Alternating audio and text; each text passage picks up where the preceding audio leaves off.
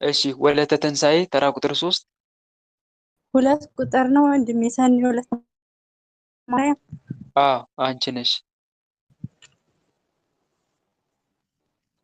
እሺ አመሰግናለሁ። ሰላም ይብዛ በክርስቶስ ወንድሜ ረጣ ነበርና አሜን። አንቺም ይደረሰኝ። ሰላም ይብዛ። የኔ ጥያቄ ወንድም አለም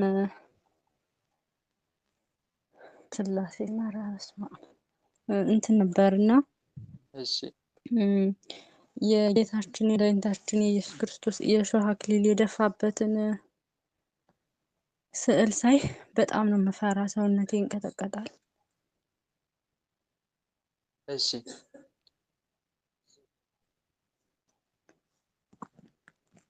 እስኪ ቆይ ድጋሜ ልግባ፣ ስልኬ ምንም እያሰማኝ አይደለም ያንተን ድምፅ።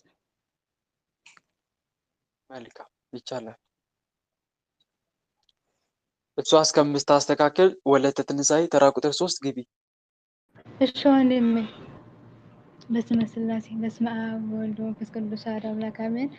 ወንድሜ እኔ በመንፈስ ህይወቴ ማለት ነው ስግደት ላይ ነው። አሁን ስግደት ላይ በጣም በቃ ልሰግድ ስል በቃ የሆነ አቀበት የሚወጣ መስሎኝ የምታይ በጣም ነው የሚያስጠላኝ። በጣም በቃ በግድ በቃ የተያዝኩ መስዬ ነው የምሰግደውና በቃ የግድ ሆኖብኝ እስከሚመስለኝ በፍቅር አልሰግደውም እና እንዴት ላደርግ ወንድሜ? እንደዚህ ብዬ ሰገድኩትስ ዋጋ ያሰጣል ነው? አዎ በደንብ ያሰጣል እህቴ፣ በደንብ ነዋ። ያውም በፈተና ውስጥ እያለን ታግለን የምንሰግደው ስግደት እንዴት ዋጋ የሚያሰጥ መሰለሽ! እጥፍ ድርብ አድርጎ ነው ዋጋ የሚያሰጠው። ከአጋንንት ጋር እየታገልን ጌታ ሆይ እርዳኛለን፣ አጋንንት በዚህ አላሰግር ሲለን፣ ሰዎች በዚህ ሲጠሩን ሲያዋክቡን፣ ከስራችን አጣበን ያው የምንሰግደው ስግደት፣ እንቅልፋችን ቀንሰን የምንሰግደው ስግደት እንዴት ዋጋ የሚያሰጥ መሰለሽ! እጅግ አድርጎ ነዋ ዋጋ የሚያሰጠው። በርትተሽ ስገጂ አለምዬ፣ በደንብ አድርጎ ነው ዋጋ የሚያሰጥሽ። እንደውም ጤና ኖሮት ከሚሰግር ይልቅ ጤና ሳይኖረው የሚሰግር ሰጋጅ በጣም እጅግ ይበልጣል። ዋጋውም ከፍ ያለ ነው። ምክንያቱም ያኛው ደህና ሆኖ ነው እየሰገደ ያለው፣ ይሄ ግን እየታመመ ነው። ጥርሱን ነክሶ ነው እየሰገደ ያለው። ጥርሱን ነክሶ እንዲህ አይነት በመከራ ውስጥ ሆነ የምንሰግደው ስግደት ደግሞ እጅግ ዋጋ ያሰጣል። ልክ በጸሎት እንደምነግራችሁ ለምሳሌ ቁጭ ብሎ ከሚጸልይ ሰውና ቆሞ ከሚጸልይ ሰው ቆሞ የሚጸልይ ሰው ይበልጣል።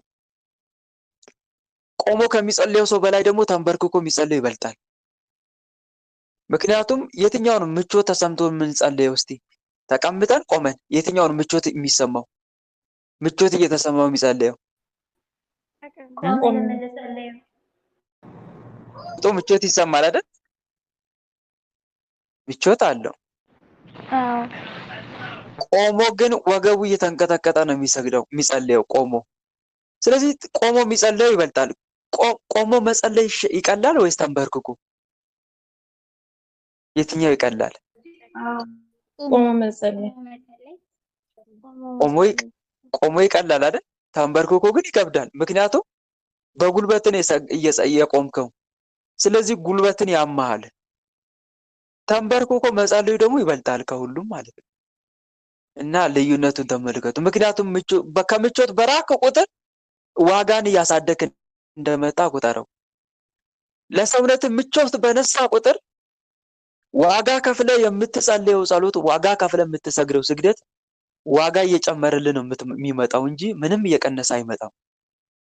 እና እህት አለምዬ በደንብ አድርጎ ነው ዋጋ የሚያሰጠው። እሺ ደግሞ ስግደት እጅግ በጣም ትልቅ መሳሪያ ነው።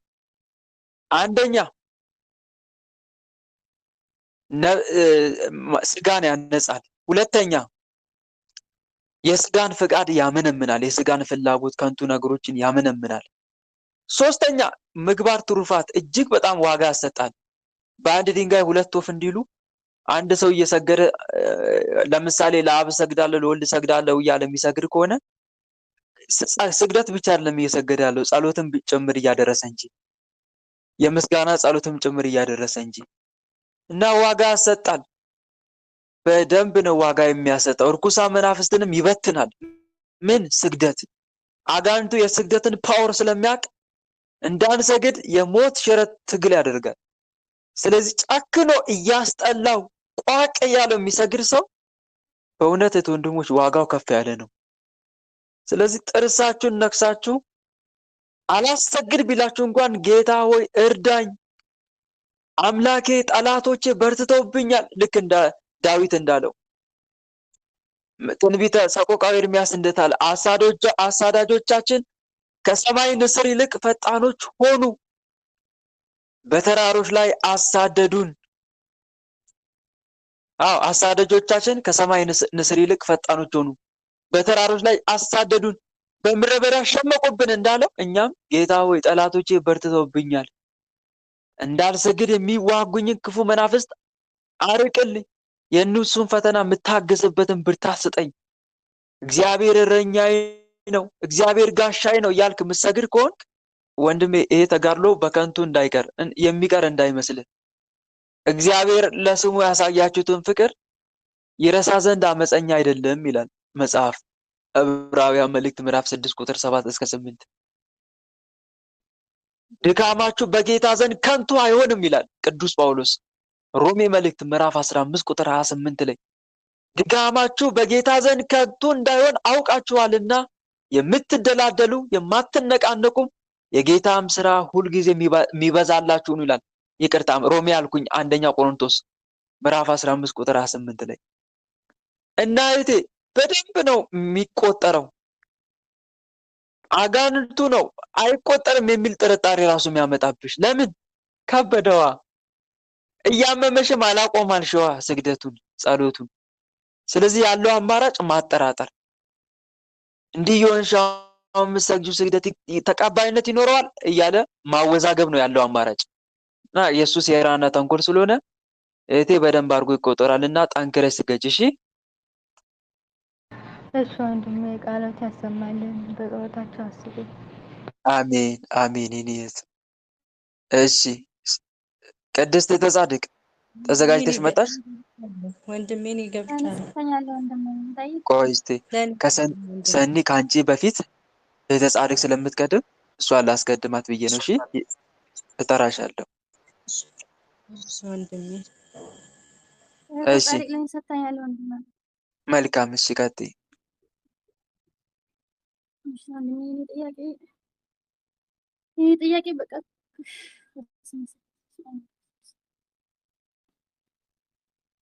አይዞሽ ቀጥይ። ይሄ ጥያቄ ወንድም ማለት መሰለህ በቃ ከሰው ጋር ጭራሽ መገናኘት አስጠላኝ። አብሬ የሚኖሩ ያስጠላኛል። ሰው ሲያነጋግር ጭራሽ ጥልት ማንም ሰው እንዲያናግረኝ አልፈልግም። ቤት ሆኜ ዝም ብዬ መሄድ ነው ስራዬ። ግን ሰው ሲያናግረኝ አልፈልግም። ማንም ሰው እንዲያናግረኝ አልፈልግም። አልተኛም። ግን ዝም ብዬ መሄድ ነው በቃ። ራሴን የማገኘው አንዳንድ ጊዜ ደብተራ ግሩፕ ገብቼ ከዛ መጥቼ ደግሞ ቲክቶክ ላይ በኋላ ስነቃ ማግኘው እዛ ነው ራሴን ማህበሩ እሺ በመድኃኒዓለም ስም እናንተ ሰራዊታችሁ ሰብስቡና ውጡ ቶሎ ቶሎ። በሊቀ ሰማዕታት በቅዱስ ጊዮርጊስ ስም ሁላችሁም ልቅምቅም ብላችሁ ውጡ። የምትፈታተኗት በሙሉ ቶሎ ከአሁኑ ሰዓት ጀምሮ ሙሉ ለሙሉ ውጡ ቶሎ። ሰልቸው እናውጣ። ኦ ፍጡነ ረድኤት እምሩፀተ ነፋስ ወአውሎ ለዘይፄዋ አከበ ተወክሎ ጊዮርጊስ ቀረብ ለምሕረት ወለተሳይሎ ተወከፍ ወትረ ጸሎትነ ወቃለ ጽርሐነ ኩሎ እስመ ልበ አምላክ ሩሩ በኀቤ ካሎ ኃያሉ ሰማዕት ቅዱስ ጊዮርጊስ በእሳት ጦር ይውጋ። ውጡ ሙሉ ለሙሉ ውጡ። የታደሳችሁም የቤተሰብ ዛር መናፍስትም ቡዳም አይነ ጥላም እንዳለ የተሰባሰባችሁ በሙሉ ውጡ በአንድነት ቶሎ። አይምሮዋን የተቆጣጠራችሁ በሙሉ በሊቀ ሰማዕታት በቅዱስ ጊዮርጊስ ሙሉ ለሙሉ ውጡ። ኦ ፍጡነ ረድኤት በብዙ ጾታ ከመግዝእትከ ርግበ ኤፍራታ በሰማይ በላዕሉ ወበምድር በታሕታ አምለከ ጊዮርጊስ በስመ እምከ ቴዎብስታ ሞገሰ ስም ታበኒ ከመ ስምንከ መንታ። ሊቀ ሰማዕታት ቅዱስ ጊዮርጊስ በእሳት ጦር ይውጋችሁ። ኦ ፍጡነ ረድኤት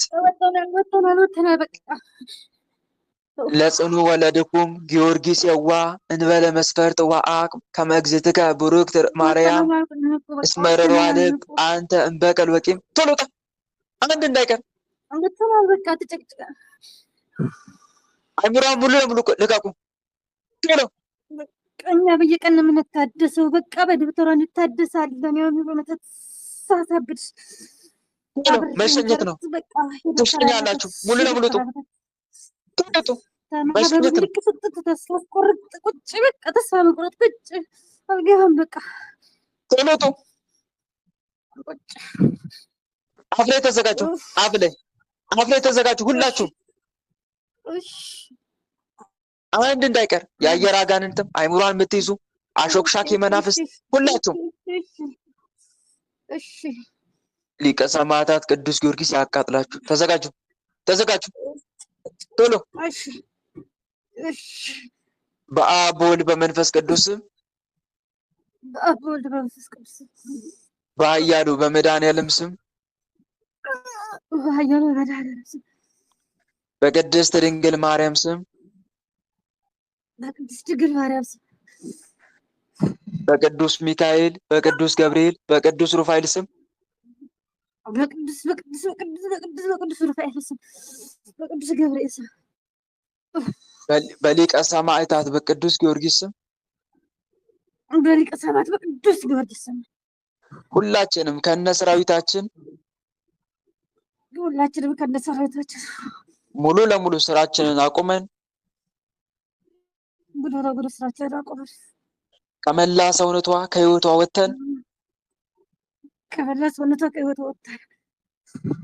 እንግዲህ ላንመለስባት እኛ ምን እናርግ እንዲህ በሰው ትምህርታችንን የምንማረው በሳይምሮ በቅድስት ሥላሴ ስም ተገዝተን አይምሮአን ለቀን እድሏን መልሰን በሽታችን አንስተን ሰማይና ምድርን በፈጠረ በአጋዕዝተ ዓለም በቅድስት ሥላሴ ስም በሊቀ ሰማዕታት በቅዱስ ጊዮርጊስ ስም ለዘላለም ሲኦል ታስረናል።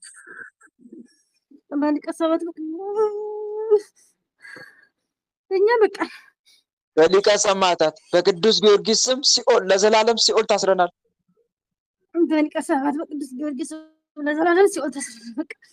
ሊቀ ሰማዕት ቅዱስ ጊዮርጊስ ሆይ ልጄን ተረከብ እያላችሁ 7 ጊዜ ሰግዳችሁ ቶሎ ወደ ሲኦል ቶሎ። ፍጡነ ረድኤት እምሩፀተ ነፋስ ሀብሎ ለዘይጽዋ ከበተወክሎ ጊዮርጊስ ቀረብ ለምረት ወለተሳህሎ ተወከፍ ወትረ ጸሎትን ወቃለ ጽራህነ ኩሎ እስመ ልበ አምላክ ረሩ በአቤ ካሉ ሊቀ ሰማዕታት ቅዱስ ጊዮርጊስ ሲኦል አውርዳችሁ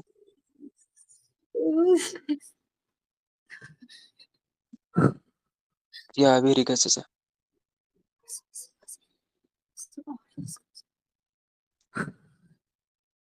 እሺ ወለተ ቂርቆስ መቀጠል ትችላለች ጥያቄሽ።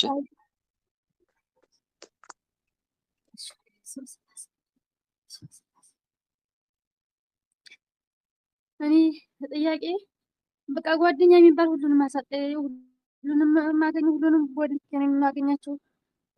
ሰው ሁሉ አስጠልቶኛል። ራሴን የማገኘው ደብተራ ጉርብ ነው። ስነቃ ወሊት ትወጣለሁ። ከዛ ቲክቶክ ላይ ነው የማገኘው። ጭራሽ ማህበር መግባት አስጠላኝ።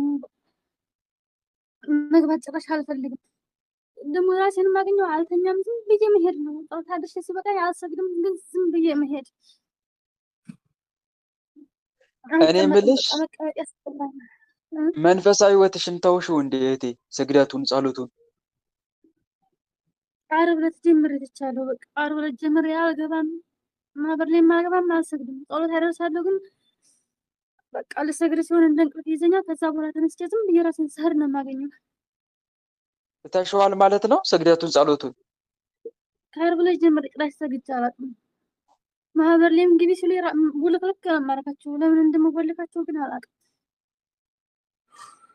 እህት አለምዬ ታዲያ ለምን ጸሎት ታቋርጫለሽ? እንደዛ ቢሆንስ በእርግጥ ፈተና አለ፣ ግን ለምን ስግደት ጸሎት ታቋርጫለሽ? ተስፋ ቆርጠሽ ነው ወይስ ስንፍና ነው ወይስ ከምን አንጻር ነው እህቴ? ተስፋ ቁርጥ ነው ያደረኩት። በቃ እኔ እንጃ ልስገድ ስል በቃ ምንም ልሰግድ አልቻልኩም። ጣዖት አድርሼ ሲበቃኝ እዛው ቁጭ እንዳልሁ እንደ እንቅልፍ ይዘኛል። ከዛ በኋላ ዝም ብዬ መሄድ ነው ተነስቼ። ሌላው ደግሞ የሊቀ ሰማዕታት የቅዱስ ጊዮርጊስ መልክ በየቀኑ አትጸልይም? መልኩን እጸልያለሁ። ስግደቱን ደግሞ ማህበራዊ የማስሰግድ ሰዓት አንድ ቀን የማይቀርብኝም ነበር። አሁን ግን በቃ ጭራሽ ትቼዋለሁ። ስግደቱን መልካም። ትቼዋለሁ። ጸሎትን ግን አልተውም። በግድ ነው የማደርሰው። እሺ በግልስ ለምሳሌ ጠዋትና ማታ አትቀጠቅጭም? ለምሳሌ አሁን ጠዋት የገባ አሁን ለምሳሌ ማታ ላይ ቀን የገባ ቀን የተላክ እንደገና ደግሞ ማታ ጠዋት የተላክ ወይም ደግሞ ማን ነው ጠዋት ደግሞ ማታ የተላክ መንፈስ በመድኃኔዓለም ስም አዲስ የገባችሁ ውጡና ታሰሩ እያልሽ አታስራቸውም? ቶሎ ቶሎ በግል በማህበር ብቻ ሳይሆን በግል ራሱ እንዲህ አይነት ነገር የለም? እሰግዳለሁ በግል ብቻዬን ማለት ነው። በፊት አታስራቸውስ? መስገድ አልችልም። ያው በቃሌ ነው እንጂ መቀጥቀጥ አልችልም። መቀጥቀጥ ከተወ ቢያንስ ከ6 ወር ምናምን በላይ ይሆነኛል። አልቀጠቅጥም። ማምላክ 6 ወር ሙሉ አቋርጠሽ?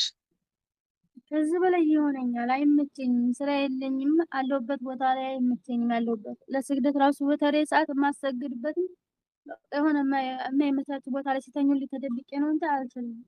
እሱ ነው አይታለምዬ እሱ እኮ ነው። አሁንም ቶሎ ቶሎ ማሰር እኮ ያስፈልጋል። አንቺ አታስራቸውም ማለት እኮ ነው አሁን ችግሩ። መስገዱ መልካም ነው፣ ግን ቶሎ ቶሎ ማሰር ግድ ይላል እኮ። በተለይ የመተት እድሳት ያለባችሁ እህት ወንድሞች ቶሎ ቶሎ መተት የሚታደስ ከሆነ ቢያንስ በቀን 2 ጊዜ መቀጥቀጥ ያስፈልጋል። ቢያንስ ቀን የተላከ ካለ ማታ እንዲታሰር፣ ማታ የተላከ ካለ ቀን እንዲታሰር። ለምን? ምክንያቱም በየጊዜው ያድሳሉ አዳሾቹ አርፉም። ምክንያቱም እንጀራቸው እየተዘጋባቸው ነው።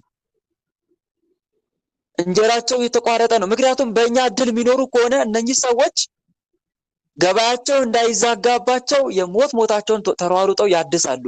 እነሱ ለማደስ ለክፋት ይሄን ያክል ከፈጠኑ እኛ ጠላትን ለመዋጋት እንዴት ሰነፍን? እንዴት እንሰንፋለን? እንዴት ጠላት ያለው ወታደር ይተኛል? ጠላት ያለው ወታደር እንዴትስ እንቅልፍ ይወስደዋል? የጦር ግንባር ላይ እረፍትና እንቅልፍ የማይታሰብ ነገር ነው። የአጋንንት አስጨራሽ ፍልሚያ በበዛበት በዚህ ዓለም ሳለንም ምቾትና ድሎት ህልምና ቅዠት ነው። የዲያብሎስን ውጊያ ትቃወሙ ዘንድ እንዲቻላችሁ የእግዚአብሔርን ዕቃ ጦር ሁሉ ልበሱ ብሏል እኮ ቅዱስ ጳውሎስ። መጋደላችን ከደምና ከስጋ ጋር አይደለም፣ ከአለቆችና ከስልጣናት ጋር፣ ከዚህም ከጨለማ ዓለም ገዦች ጋር፣ በሰማያዊም ስፍራ ካለ ከክፋት መንፈሳውያን ሰራዊት ጋር ነው ይላል ኤፌሶን ምዕራፍ 6 ቁጥር 14 እስከ 18 ላይ። እህት ዓለም መሳሪያ አስቀምጠሻል ማለት እኮ ነው። ይሄ ማለት ብዙ ጠላቶች አሉብሽ። ይሄ ታወቀ ነው።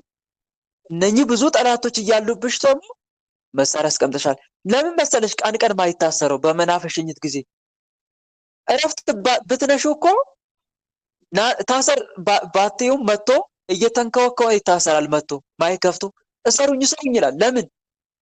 ልክ አስገብተሽዋላ፣ አጣድፈሽዋላ፣ ምንም ስራ አላሰራ ብለሽዋላ። ስተኝ እሱም ይተኛል አብሮ። አሁንም በጥያቄ ሰበብ ነው ገብተሽ የታሰረልሽ እንጂማ አንቺ እረፍት ባሰጨው ጠዋት ቀን የሚላክብሽን ማታ የምታስሪ ከሆነ ማታ የሚላክብሽን ቀን የምታስሪ ከሆነ እረፍት ስለሚያጣ ራሱ መጥቶ በመናፈሽኝ ሰዓት እሰሩኝ ይላል። ካላሰራችሁኝ ብሎ ይረብሻል። ልክ አንዳንድ እህቶቻችን ጋር እንደሚሆነው ማለት ነው። እረፍት ስላልሰጡት እኮ ነው፣ ሌላ ነገር አይደለም። እና እህት ዓለምዬ ጠላት ያለው ወታደር አያቆምም። የወታደር ባርነት የሚጀምረው ትጥቅ የፈታ መሳሪያውንም ያስረከበለት ነው።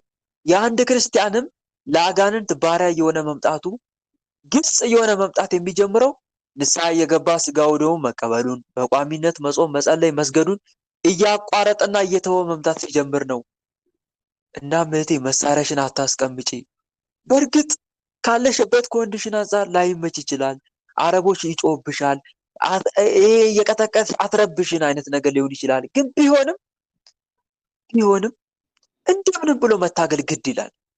ጌታ ሆይ አመቻችልኝ ነገሮችን እያሉ ቅዱስ ጊዮርጊስ ሆይ አመቻችልኝ። እንደው ጭራሽ 100% የማንቀጠቀጥበት ደረጃ ላይ እንኳን ብንደርስ ለሚጠብቀ መልአክ አሳልፈን መስጠት። አሁን ለምሳሌ እኔ የማልቀጠቀጥበት አጋጣሚ ተፈጠረብኝ።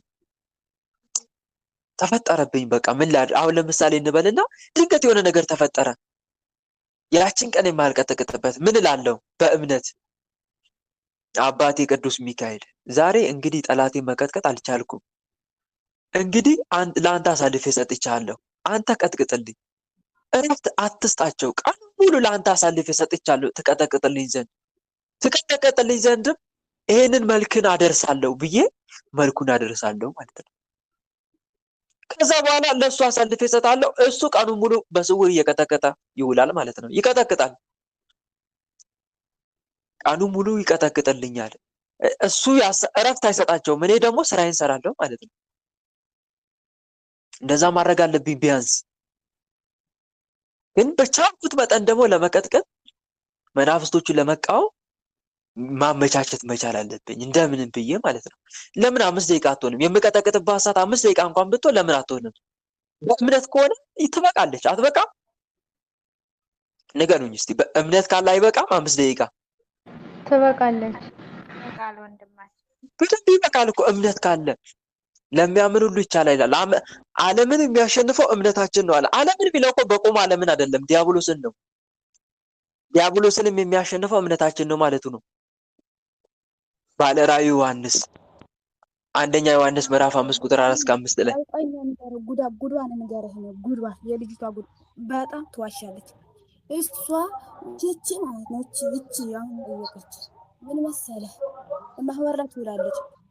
እግዚአብሔር ይገስጽ። ማንም አልጠራም። እና እህቶቼ ወንድሞቼ እዚህ ጋር የምንረዳው ነገር ምንድነው?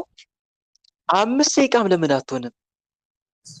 ያቺ 5 ደቂቃን ተጠቅመን በእምነት ብዙ እኮ የምንቀጠቅጥበት ሰዓት እኮ እንዳጣን እኮ ያውቃል ፈጣሪያችን። ጠላታችንን የምንቃወምበት ጊዜ እንዳጣን ያውቃል።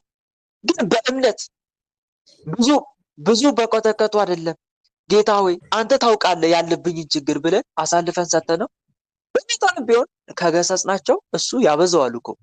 ታስታውሱ እንደሆነ ማን ናቸው? አቡነ እንድርያስ ናቸው? አቡነ ሀብተ ማርያም ናቸው? ብቻ ጠፍተውብኛል እንትኑን ገድላቸውን ካነበብኩት እና ሌሊቱን እየሰገዱ ነው የሚያድሩት።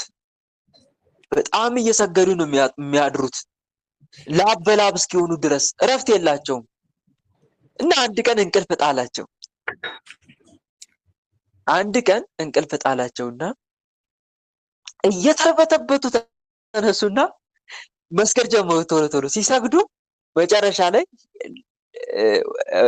የእግዚአብሔር መልአክ ታዞ ነጥቆ በአጋዕዝተ ዓለም ሥላሴ ፊት አቆማቸው እና ሁለቱ በፈገግታ ይመለከታል። አንዱ ግን በአይነ መዓት ያየዋል። ከአጋዕዝተ ዓለም ሥላሴ ከሦስቱ አካላት አንዱ ማለት ነው። ይሄንን እንትን ላይም ተጽፏል። ከገድላት አንደበት ቁጥር 2 ላይ ከገድላት የተወሰደ ተብሎ ለማስተማሪያ። ይሄን መጽሐፍ አታውቁትም ወንድሞች?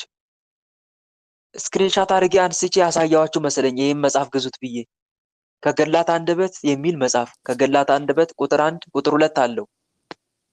የተቀነጨበ አለ። አባ ሚካኤል ነው። አቡነ አባ ሚካኤል ገድላቸው አባ ሚካኤል ናቸው።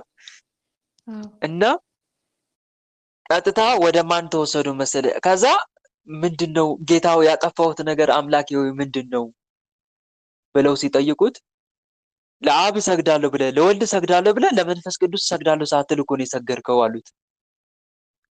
ለምን ለየኸኝ? ከአብና ከወልድ ለምን ለየኸኝ አለው መንፈስ ቅዱስ። አላወኩም፣ ረስቼ ነው፣ በጣም እየቸኮልኩ ነው የሰገድኩ። ለምን ትቸኩላለህ ስትሰግድ? ስትሰግድ ለምን ትቸኩላለህ? ቀስ ብለህ አትሰግድም ወይ? ለአብ ሰግዳለሁ ለወልድ ሰግዳለሁ እያስተዋልክ አትሰግድም ወይ? እኛ እኮ አለው እግዚአብሔር አምላክ አጋዕዝተ ዓለም ሥላሴ እኛ እኮ ጥቂቱን ብዙ አድርገን እንቀበላለን ብለው መለሱለት።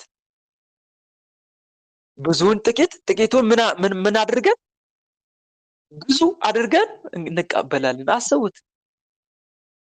ከዛ በኋላ መስገድ ጀመረ። ቀስ እያለ ለአብ ሰግዳለሁ፣ ለወልድ ሰግዳለሁ፣ ለመንፈስ ቅዱስ ሰግዳለሁ እያለ ማለት ነው።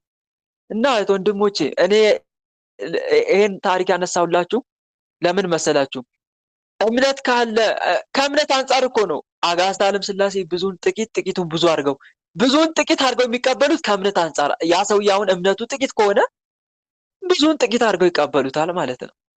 እምነቱ ታላቅ ከሆነ ያ ሰው ጥቂቷን ብዙ አድርገው ይቀበሉታል ማለት ነው።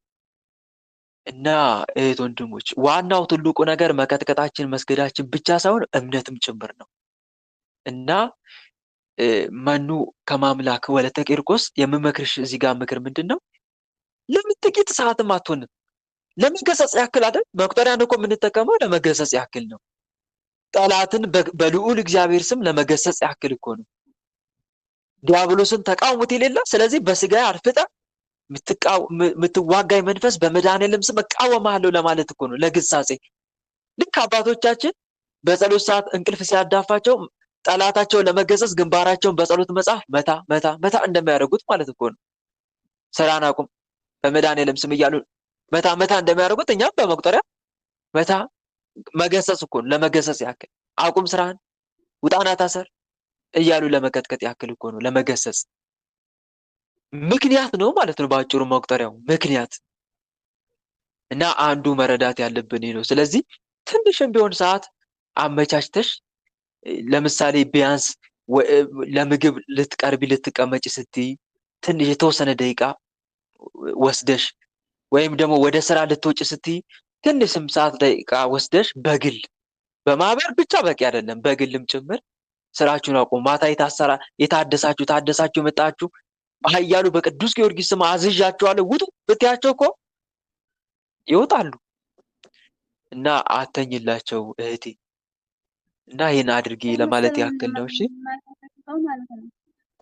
እኔ የምቀጠቅጠው ከአሁን በፊትም ሌላ ቤት ነበር ያሉት ማለት ነው። ሌላ ቤት ሆኜ በዛን ሰዓት በምቀጠቅጥበት ሰዓት በጣም ከሰዎች ያጣላኛል፣ ሁሉም ያጣላኛል። በዛን ሰዓት ከዛ ቤት አብረውኛል። አበሻ ቤት ነበር የምኖረው ማለት ነው። ስራ የለኝም። ከዛ አሁን አለሁበት ጋር ደግሞ 3 ወር እዚህ ከተቀመጡ እዚህ ቤት ካሉ እዚህ ጋር ደግሞ ክርስቲያናት ወገን መንፈሳዊ ህይወት የላቸውም። ማንኛውም ነገርም ቦታ የላቸውም፣ ደስ አይላቸውም። ግን ከመንፈሳዊ ህይወት ላለመራቅ ለመታገል ያክል ነው እንጂ ጭራሽ የሚጭኝ ለመንፈሳዊ አገልግሎት ማለት ነው። አንድ አጋጣሚ አንድ ቀን እንኳን ተቀጠቀጡ፣ ለሊት ተነስቼ ጮኻለሁ። የዛን ሰዓት ሁሉም ይደነግጣሉ፣ ያበሩኛል ብዬ እንደነዛኞቹ ደግሞ ተፈራለሁ ጋር ማለት ነው። ጥሩ የሆነ ሰዓት የሰማዕቱ የቅዱስ ጊዮርጊስ ቀን እሺ በመጽሐፍ ነው በባርቶስ መጽሐፍ ግንባር የልመታ ዓመት ያረፉት በባለፈው ማለት ነው። ከዛ ተኝቼ እየጮሁ አንዴ በቃኝ እሄዳለሁ እላለሁ። ምን እንዴት እንዳልኩ ብቻ አላውቅም። ከዛ እነሱ መንፈሳዊ ስለሌላቸው ይደነግጣሉ። ገባ መንፈሳዊ ያለው ሰው ቢሆን ወይ ሊያግዘኝ ይችል ነበር። ግን እዚያ ያሉት ስራ ቦታ አይደለም ወይ ቸር ስለከለለኝ ማለት ነው። እና ምን ማድረግ አልችልም። ለማስገድ ምናምን ተፈልግ ራሱ ሲተኙልኝ ምናምን እንትን ነው። እሺ መልካም። አሁን ይኸውልሽ እህቴ እዚህ ጋር ይሄ ጠላት እየተጠቀመ ያለው ነገር ምንድን ነው ከተባለ እህት ወንድሞች፣ ሰይጣን ተንኮለኛ ነው። ተንኮለኛ ነው ስላችሁ ይሄ ሰው ምን ባደርግበት ነው ምን የሚያቆምልኝ ይላል።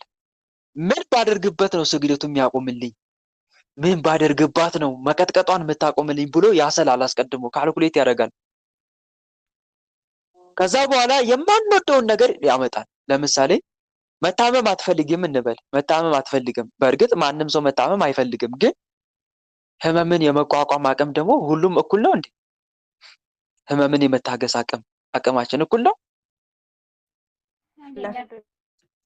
አንዳንዱ ትንሽ ቆንጠጥ ሲያደርገው ህመም ወይኔ አልቻልኩም ማቃሰቱ ራሱ ልዩ ነው፣ እንዴት እንደሚያቃሰት። ምክንያቱም ህመምን አይችልማ። ቶሎ ብሎ በቃ እያመመኝ ነው ነጋሪት ያስመታል ለህመሙ ማለት ነው። እንዲህ የሆንኩ ነው ይላል። አንዳንዱ ግን ዋጥ አድርጎ ይችለዋል። ህመም እየታመመ ጨክን ብሎ የሆዱን በሆዱ አድርጎ ይታገሳል። ይሄን አቅማችን ይለያያል ነው፣ ህመምን የመቋቋም አቅማችን። ስለዚህ አሁን ጠላት ድክመታችን ያያል።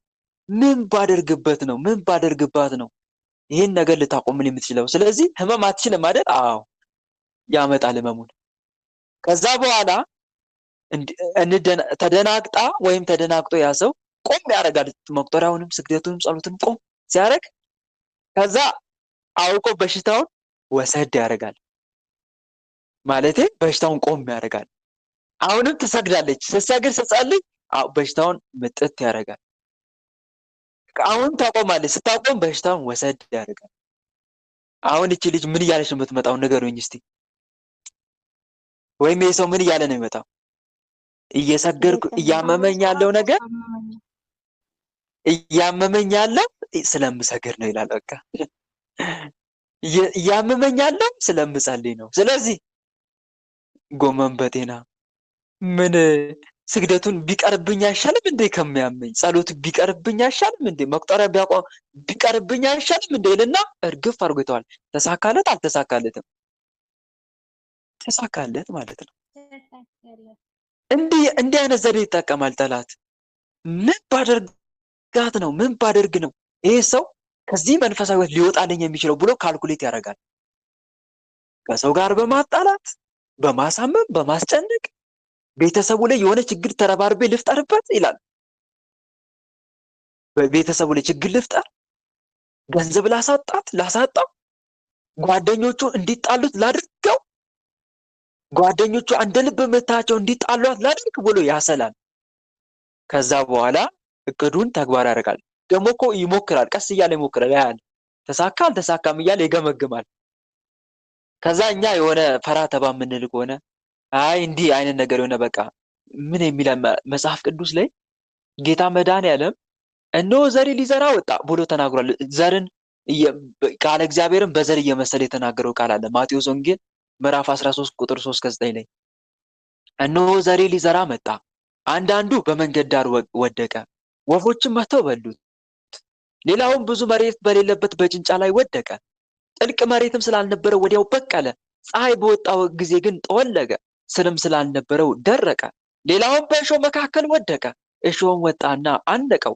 ሌላውም በመልካም መሬት ወደቀ፣ አንዱም 100 አንዱም 60 አንዱም 30 ፍሬ ሰጠ። ጆሮ ያለው ቢኖር ይስማ ብሎ ይህንን በምሳሌ ለሕዝቡ ሲናገር ሐዋርያት ተሰበሰቡና ጌታ ሆይ አሁን የተናገርከው ነገር ምንድን ነው? ዘር እያልክ ጭንጫ ላይ እሾክ ላይ የምትለው ምንድን ነው? አልገባንም አሉት። እስቲ ፍታልን አሉት። ለእነሱ በምሳሌ የነገርኳቸው ስለማያስተውሉ ነው፣ ለእናንተ ግን ተሰጥቷችኋል የማስተዋል ብሎ ፈታላቸው። እና ሲፈታላቸው በመንገድ ዳር የወደቀው ወፎች መጥተው በሉት። የመንግስትን ቃል ሰምቶ በማያስተውል ለምሳሌ ቃለ እግዚአብሔርን ይሰማሉ እና ችላ እያሉ ነው የሚያዳምጡት። ከዚህ ወዲያው ሰይጣን መጥቶ ከልባቸው ላይ ይነጥቃባቸዋል አለ። እሺ ጭንጫው ላይስ ብሎ ጠየቁት። ጭንጫው ላይ የወደቀው ደግሞ ቃሉን በደስታ የሚቀበሉ ናቸው። በቃ ወኔ ይሰማቸዋል ለጊዜው። በቃ ከዛሬ ጀምሮ ሰግዳለሁ የሚሉ ናቸው። ከዛሬ ጀምሮ እጸልያለሁ፣ ከዛሬ ጀምሮ ሰው አላማም አልበድልም፣ ትዕግስትን ገንዘብ አደርጋለሁ፣ እጾማለሁ፣ የፈለገ ፈተና ቢመጣ አልሸነፍም ብለው በደስታ የሚቀበሉ ናቸው። ግን ለጊዜው ስር የላቸውም። ፈተና በመጣ ጊዜ ወዲያው ሸርተት ይላሉ። ምን በመጣ ጊዜ ፈተና። ለመሆኑ ይሄ ፈተና ምንድን ነው? ፈተና እኮ ህመም ነው። አሁን ቅድም የተናገርኳችሁ ያቺ ሴት ወይም ያ ወንድ ጭንጫ ላይ እንደተዘራ ዘር ነው ማለት ነው። ያ ሰው አጋንንቱ ህመም ሲያመጣ ምን አመጣ ማለት ነው? ፈተና መጣ አይደል? ፈተና መጣ አይደል? ለጊዜው ነው። በደስታ እኮ ነበር የጀመረችው ስግደቷን፣ ጸሎቷን፣ መቁጠሪያውን ሁሉን በቃ ውጊያውን በደስታ ነበር የጀመረችው። አሁን ጎሰም ሲያረጋት እያቆመች ነው ማለት ነው። ለጊዜው ነው እንግዲህ፣ ስር የላትም ማለት ነው። እቺ ልጅ ስር የለውም ማለት ነው ይሄ ሰው። እና ፈተና በመጣ ጊዜ ወዲያው ፈርተው የሚያቆሙ ናቸው ብሎ ተናገረ። ከዛ ተመልከቱ፣ ሌላስ ጌታ ወይ ንገረን እስቲ በእሾህስ የተዘራው እነማን ናቸው ብሎ ጠየቁት። እሾህ ላይ የተዘከረው እነኚህ ሰዎች ደግሞ አለ የዚህን ዓለም ደስታ ማጣጣም የሚፈልጉ ናቸው። የዚህን ዓለም ደስታን ፍለጋ ብለው ተጋድሏቸውን ወደ ጎን የሚተው ናቸው አለ። ለምሳሌ ሀብት ሲፈልጉ ለሀብት ብለው ተጋድሏቸውን የሚተው ናቸው። ሰው ሲርቃቸው፣ ወገን ዘመድ ሲሸሻቸው አይ ተጋድሎ ከወገን ከዘመዴ ከጓደኞቼ የሚያርቀኝ ከሆነ ምን ያደርግልኛል ብለው ተጋድሏቸውን የሚተው ናቸው። በቃ ይሄ ነገር ሁሉ ያታልላቸውና ይተውታል አለ። ለምሳሌ እጮኛቸው ይሄ ስግደትሽን ካላቆምሽ፣ ይሄ መቁጠሪያ የምትይውን ነገር ካላቆምሽ እኔ ከአንቺ ጋር አልቀጥልም ሲላት እጮኛዋ እንዳይለያት ብላ ተጋድሏን የምታቆም የሉም? እንደዚህ የሚያደርጉ ንገሩኝ እስቲ። አለን የለንም? ለእጮኛችን ብለን በእጮኛችን በትዳር አጋራችን ግፊት መንፈሳዊ ተጋድሏቸውን የያዝነውን እርፍ የለቀቅን ሰዎች የለንም? ንገሩኝ እስቲ። እርፍ ይዘን እኮ ነበረ። ማንም እርፍ በእጁ ይዞ ብሏል መድኃኒዓለም ሉቃስ ወንጌል 9:62 ላይ ማንም እርፍ በእጁ ይዞ ወደ ኋላ የሚመለከት ለእግዚአብሔር መንግስት የተገባ አይደለም እንዳለው። እርፍ ይዛ ወደ ኋላ የተመለከተ ስንት አለች መሰላችሁ? እርፍ ይዞ ወደ ኋላ የተመለከተ ልክ እንደነኛ አይነት ሰዎች አሉ። እና ተመልከቱ። እና እነኚህ ሰዎች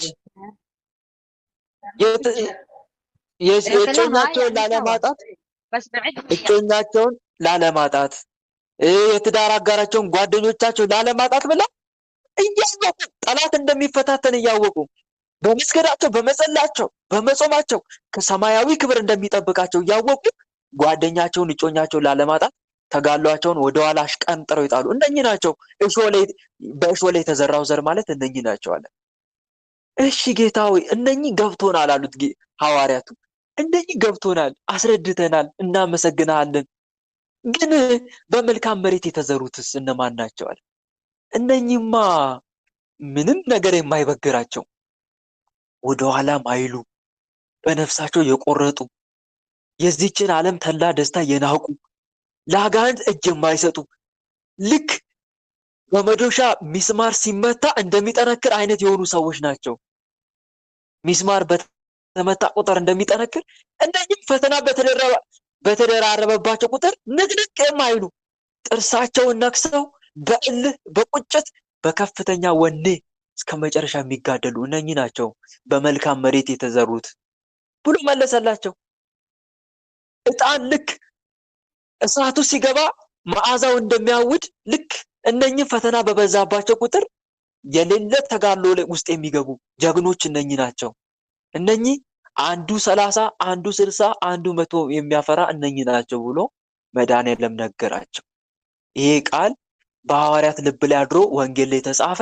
ይኸው እኛም እየተማማርንበት ነው። እና ሰይጣን ተንኮለኛ ነው ያልኳችሁ የሆነ የምንሸነፍበትን ፈተና ያመጣል። ስር እንደሌለን ካወቀ ደካማ ጎናችን ከተመለከተ ፈተና አይተን የምንሸሽ ከሆነ እና ምን ታዲያ እናድርግ? ሰይጣን ለመፈታተን የሆነ በቃ መቁጠሪያን ጀምረን ስግደትን ጀምረን ሊሆን ይችላል። ግን ሰውን እያስነሳብን ጠላት ሆኖ የሚነሳብን ከሆነ ምን እናድርግ? ማሳሰብ ነዋ። እርግፍ አድርጎ መተው አይደለም መፍትሄው። ማሳሰብ ወደማ ወደ መድኃኒዓለም ወደ አከበራቸው ቅዱሳን መጮ። ለምሳሌ እህቴ ታላቁ ሰማዕት አለሽ አጠገብሽ ጋር ያውም የሰማዕታት ሁሉ አለቃ አጋንንት የሚርበደበዱ ስሙን ሲጠሩበት የሚንቀጠቀጡለት ሊቀ ሰማዕት ቅዱስ ጊዮርጊስ የልዳው ኮከብ አለ እኮ አጠገብሽ ጋር። እሱን ይዘሽ እንዴት ወደኋላ ትያለሽ? እንደዚህ እኮ ብትዩ በእምነት ከእንባ ጋር ሊቀ ሰማዕት ቅዱስ ጊዮርጊስ ሆይ ጠላቴን ስቀጠቅጥ ጠላቶቼ በሰው ላይ እያደሩ ሰውን ያነሳሱብኛል፣ አይምሮዬንም ይቀይሩኛልና እንዳልቀጠቅጥ የሚያደርጉኝን ቀድሞ ከፊቴ እየቀደሙ እንዲህ የሚዋጉኝን መናፍስት ከዛሬ ጀምሮ ለአንተ አሳልፌ ሰጥቻለሁ። እባክህን ተቆጣጠርልኝ። እነኚህ መናፍስት ከአንተ አይበልጡም። አንተ በጌታ ዘንድ የከበርክ ነህ። አንተ በጌታ ዘንድ ሊቀ ሰማዕት የተባልክ ነህ። በእምነት እንዲህ ያልሽ እኮ የልብሽን ብታወሪው እህቴ ይሰማሻል። እንኳን ለአንቺ ለብዙዎች የደረሰ ታላቅ ሰማዕት ነው። ብዙዎችን ከጭንቅ ህይወት ያስጣለ ከጭንቅ ፈተና ያስጣለ ታላቅ ሰማዕት ነው ሊቀ ሰማዕት ቅዱስ ጊዮርጊስ። እና ምንድነው ማድረግ ያለብሽ? ሰዎችን ሲያስነሳብሽ ወይም ደግሞ አንቺን ቀይሮ ሰዎቹን ግራ ሲያጋባቸው አሳልፈሽ ስጪ፣ አልቅሽ በስዕሉ ፊት፣ እንባሽን እርጪ በታላቁ ሰማዕት በቅዱስ ጊዮርጊስ ፊት። ደግሞም ገስጫቸው መናፍስቶችን ለምን እንዲህ የምታደርጉኝ ስቀጠቅጣችሁ አትቆሙ እያልሽ መገሰጽ። ውሻና አጋንንት አንድ ናቸው። ውሻ አትልም ካሉት ይሸሻል።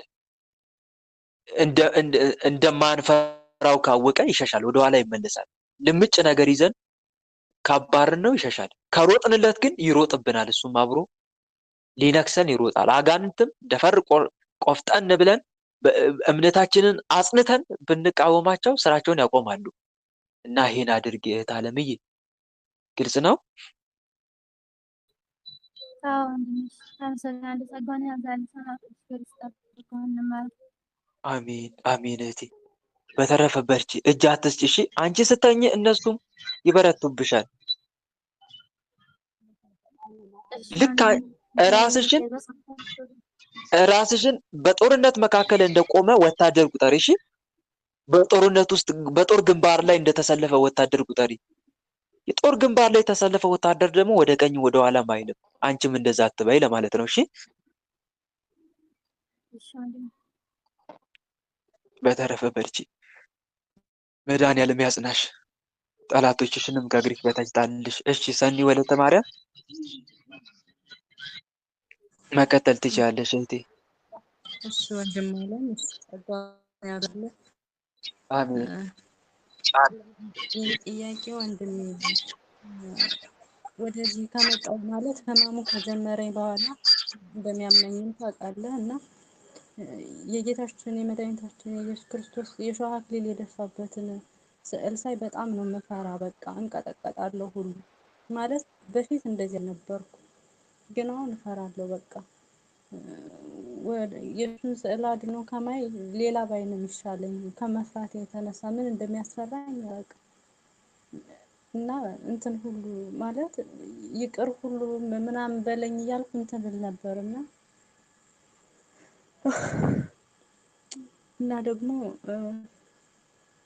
ይህን ጥያቄ እና ሌላ በህመሜ ደግሞ ማታ ማታ ምሽት ጀምሮ ህመም ይጀምረኛል ማለት ነው። ቀን ስራ ስሰራ ያን ያክል አይብስብኝም፣ ግን ማታ ልተኛ አካባቢ ጀምሮ ህመሙ ይነሳል።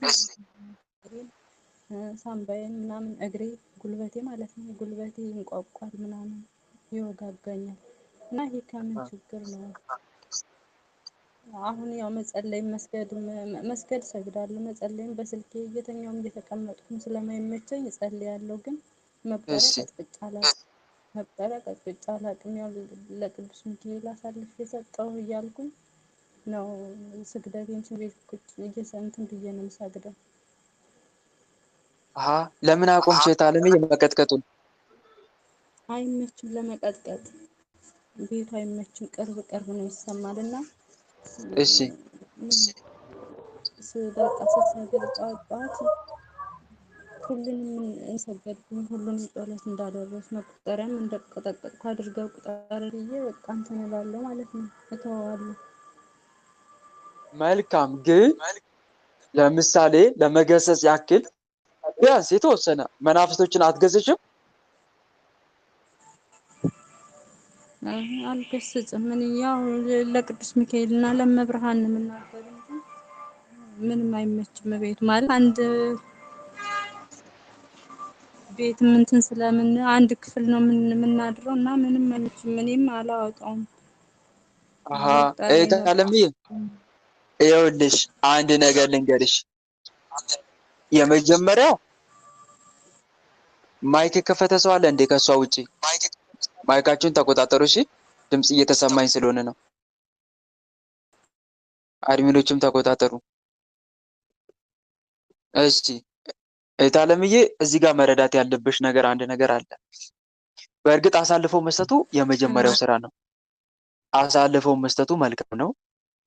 ነገር ግን አሳልፎ መስጠት ብቻ ለምሳሌ መቀጥቀጥ ባንችል እንኳን ጠላቶቻችን ቢያንስ በቃል እንኳን መገሰጽ አለብን እኮ። ለምሳሌ እንታመንና በመድኃኒዓለም ስም ጌታዬ መድኃኒዓለም እንደው አንድ ሰው ምንም እንኳን ሙሉ ለሙሉ መቀጥቀጥ ባይችል 100% ባይችል እንኳን በቃሉ የግድ ጠላቶቹ መገሰጽ አለበት ስላችሁ። አሁን ለምሳሌ ጌታዬ መድኃኒዓለም እኔ ጋር ውስጥ ያደፈጡ መናፍስቶች በሙሉ በህመም እንዳይፈታተኑኝ፣ በህመም የሚፈታተኑኝም በሙሉ እንደዚህ የሚዋጉኝ መናፍስት በዚህ ብቻ ፈተናውን የሚያመጡትን ፈተና እያሳሰብን ማለት ነው። በዚህ የሚፈታተኑኝ መናፍስት በሙሉ አምላኬ ሆይ ሙሉ ለሙሉ ከሰውነት ያውጥተህ እሰርልኝ አምላኬ ሆይ የምታስረው የምትሸኘው አንተ ነህ፣ የሚታሰረውን እሰርልኝ፣ የሚሸኘው ሸኝልኝ ብለህ ከተማጸንን በኋላ 3 ጊዜ በትምህርተ መስቀል መላ ሰውነታችን እናማትብና አባታችንን እንጸልያለን። ከጸለይን በኋላ በአብ በወልድ በመንፈስ ቅዱስ ስም በእምነት በኃያሉ በመድኃኔዓለም ስም በቅድስት ድንግል ማርያም ስም በቅዱስ ሚካኤል በቅዱስ ገብርኤል በቅዱስ ሩፋኤል ስም ውስጥ ያደፈትክ ታድሰ የመጣ በቤተሰብም በኩል ዛር ሆነ የመጣ ቡዳ አይነ ጥላ ቡዳ መሆናቸው የገባቸው መናፍስ በሙሉ በዚህ የምትፈታተኑኝ በመድኃኔዓለም ስም በዚህ ሰዓት ከመላ ሰውነቴ ወጣችሁ ግንባሬ ላይ ተታሰሩ ዘንድ በመድኃኔዓለም ስም አዝዣቸዋለሁ ውጡ እያለ ቢያንስ መገሰጽ አለበት። አሁን እኔ መቁጠሪያ ሳልጠቀም በቃሌ ማለት ነው። በማን ስም ነው ያዘዝኳቸው ያለሁት? በማን ስም ነው? በመድኃኔዓለም ስም ውጡ ብዬ አዛቸዋለሁ ማለት ነው። እንደ እምነቴ ይታዘዛሉ እነኚህ መናፍስቶች። እንደ እምነትሽ አድኖሻል አንቺ ሴት አይደል ያላት ቸሩ መድኃኔዓለም ያቺ 38 ዓመት ደም ሲፈሳት የነበራትን ሴት የልብሱን ጫፍ ብዳሰስ ደሜ ቆማል ብላ አምና የልብሱን ጫፍ ዳሳ ደሟ ቆመ። እምነትሽ ነው ያዳነሽ፣ ብነካው ድናለሁ ስላልሽ ነው የዳንሽው ማለቱ እኮ ነው። ስለዚህ እኔ እንደዚህ ብዬ ብታመን ጌታዬን በማጸንና በጌታዬ ስም ባዛቸው ይታዛሉ ብዬ በእምነት ባዛቸው ይታዛሉ። እንደ እምነታችን ልክ ይታዛሉ ማለት ነው። ለመገሰጽ ያክል ቢያንስ እንደዚህ ብለን መናፍስትን ማሰር አለብን። ለማሰር ግን የግድ እህት አለምዬ ምንም እንኳን ባታደርጊ እንኳን መቁጠሪያ እንኳን ባይመችሽ የተወሰነ ደቂቃ አለችሽ አይደል? እረፍት የምታገኝባት ታይም ቅድም እንዳልኩኝ ለእህቴ እንድስመክራት እንደነበረው አንቺም መናፍስቶቹን ውጡና ታሰሩ፣ ህመምን አንሳ፣ በመድኃኔዓለም ስም ታዛል ብለሽ መናፍስቶቹን ማሰር አለብሽ። እሺ ወንድሜ እሺ። ከቻልሽ ይኸውልሽ ከቻልሽ ትንሽም ደቂቃ ብትሆን ለምን 3 ደቂቃ አትሆንም? ለምን 5 ደቂቃ አትሆንም? ለምን 10 ደቂቃ አትሆንም? ያችን ታይም ተጠቅመሽ በሽታን አቁም፣ ስራን አቁም፣ ወደ ግንባር ውጣና ታሰር፣ በበሽታ የምትፈታተነኝ ብሎ ማሰር። አሳልፈሽ ሰተሽም ማለት ነው። ይህን እንኳን ማድረግ ባትቺ ቢያንስ በቃል እንኳን አሁን እንዳልኩት የለም መገሰጽ ማሰር መቻል አለብሽ። ውጡና ታሰሩ ብለሽ ማዘዝ አለብሽ። ከዛ በአንቺ አንደበት በአንቺ አፍ መናፍስቶችን ማን ነው የሚያዛቸው? ቸሩ መድኃኔዓለም ነው የሚያዛቸው ማለት ነው። ይሄንን አድርጊ እሺ። ግን አሳልፌ ሰጥቻለሁ ብቻ ብለሽ ከአንቺ የሚጠበቅብሽን የአንቺን ድርሻ ከመተግበር ወደ ኋላ አትበይ ለማለት ነው። ይሄን አድርጊ። ሌላው የመዳን እሱ ነው የሚፈራው። እሱ እኮ ነው የሚደነግጠው። ማለት ቆየ እኮ እንደዚህ ማድረግ ከጀመረኝ ኢትዮጵያ እያለሁ።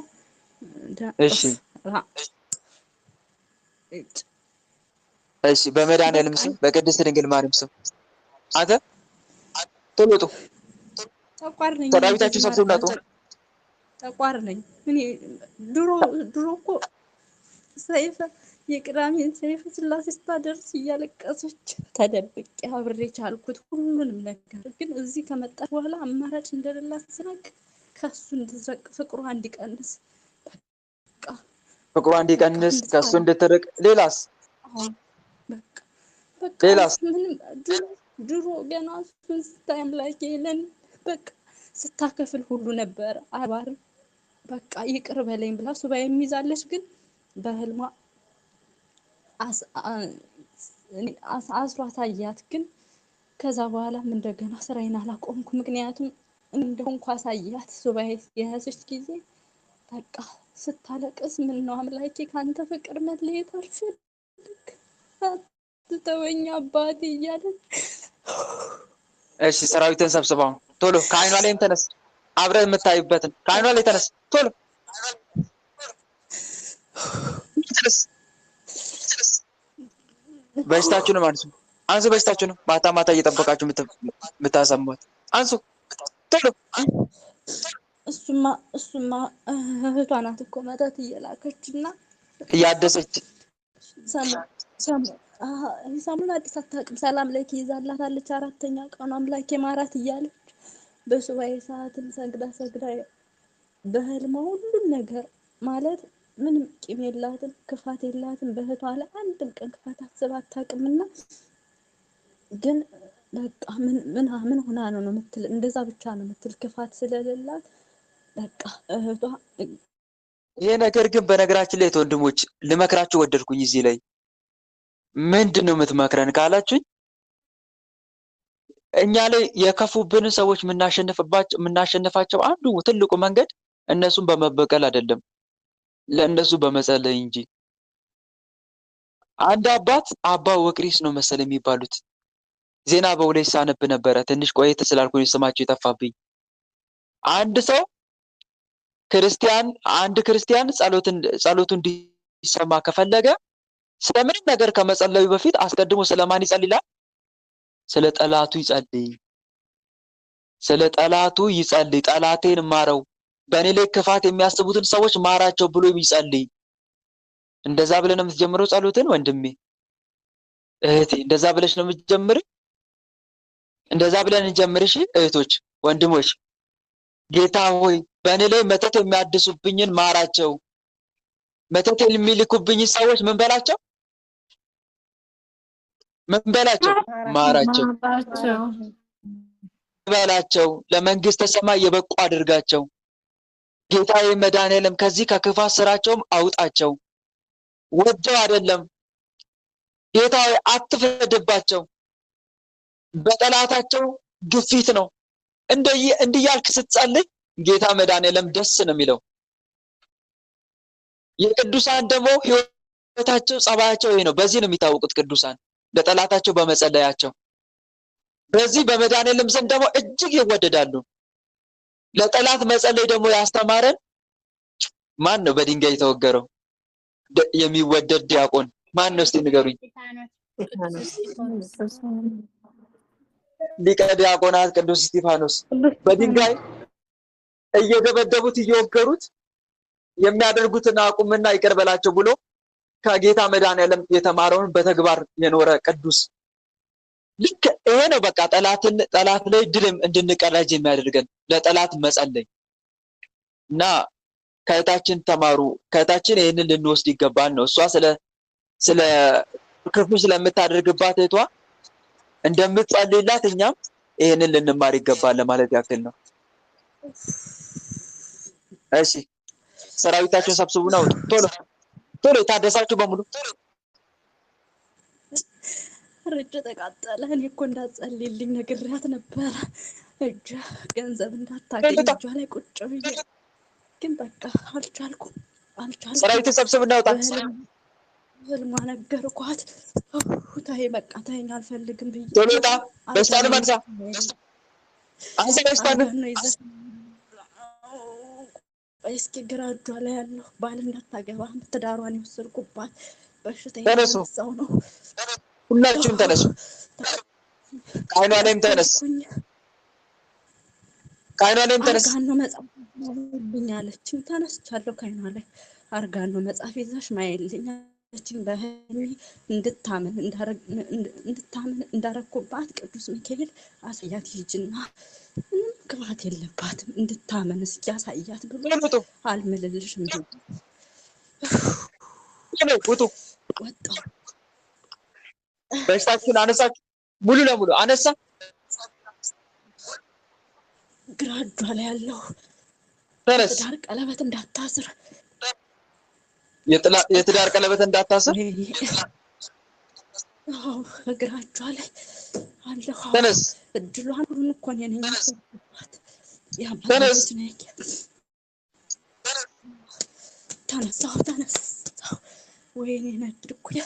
በመድኃኔዓለም ስም ሰራዊታችን ሰብስቦ ቶሎ ተነስ። ተነስቻለሁ። በቃ ሰራይ በአብ በወልድ በመንፈስ ቅዱስ ስም ሁላችሁ ወልድ መንፈስ ቅዱስ ስም በአያሉ በመድኃኔዓለም ስም ጠቋር ተነስ። ጠቋር በመድኃኔዓለም ስም ተነስ። አቆሜያለሁ ስራ ያው አሁን አቆሜያለሁ። ብዙም እሷም እንትን አቁም፣ ስላለች ሙሉ ለሙሉ አቁም። እሺ በቅድስት ድንግል ማርያም ስም፣ በሞላ ሰው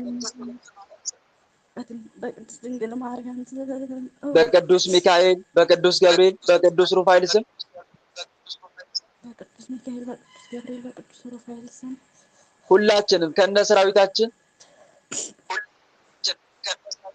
ሁላችንም ከነ ሰራዊታችን የዘጋንባትን እድሏን ከፍተን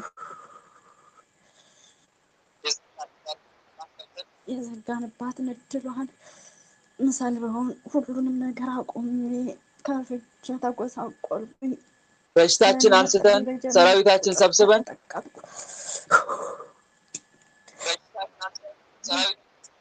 በሽታችንን አንስተን ሰራዊታችን ሰብስበን እስከምንሸን ድረስ ምንም ስራ ላንሰራ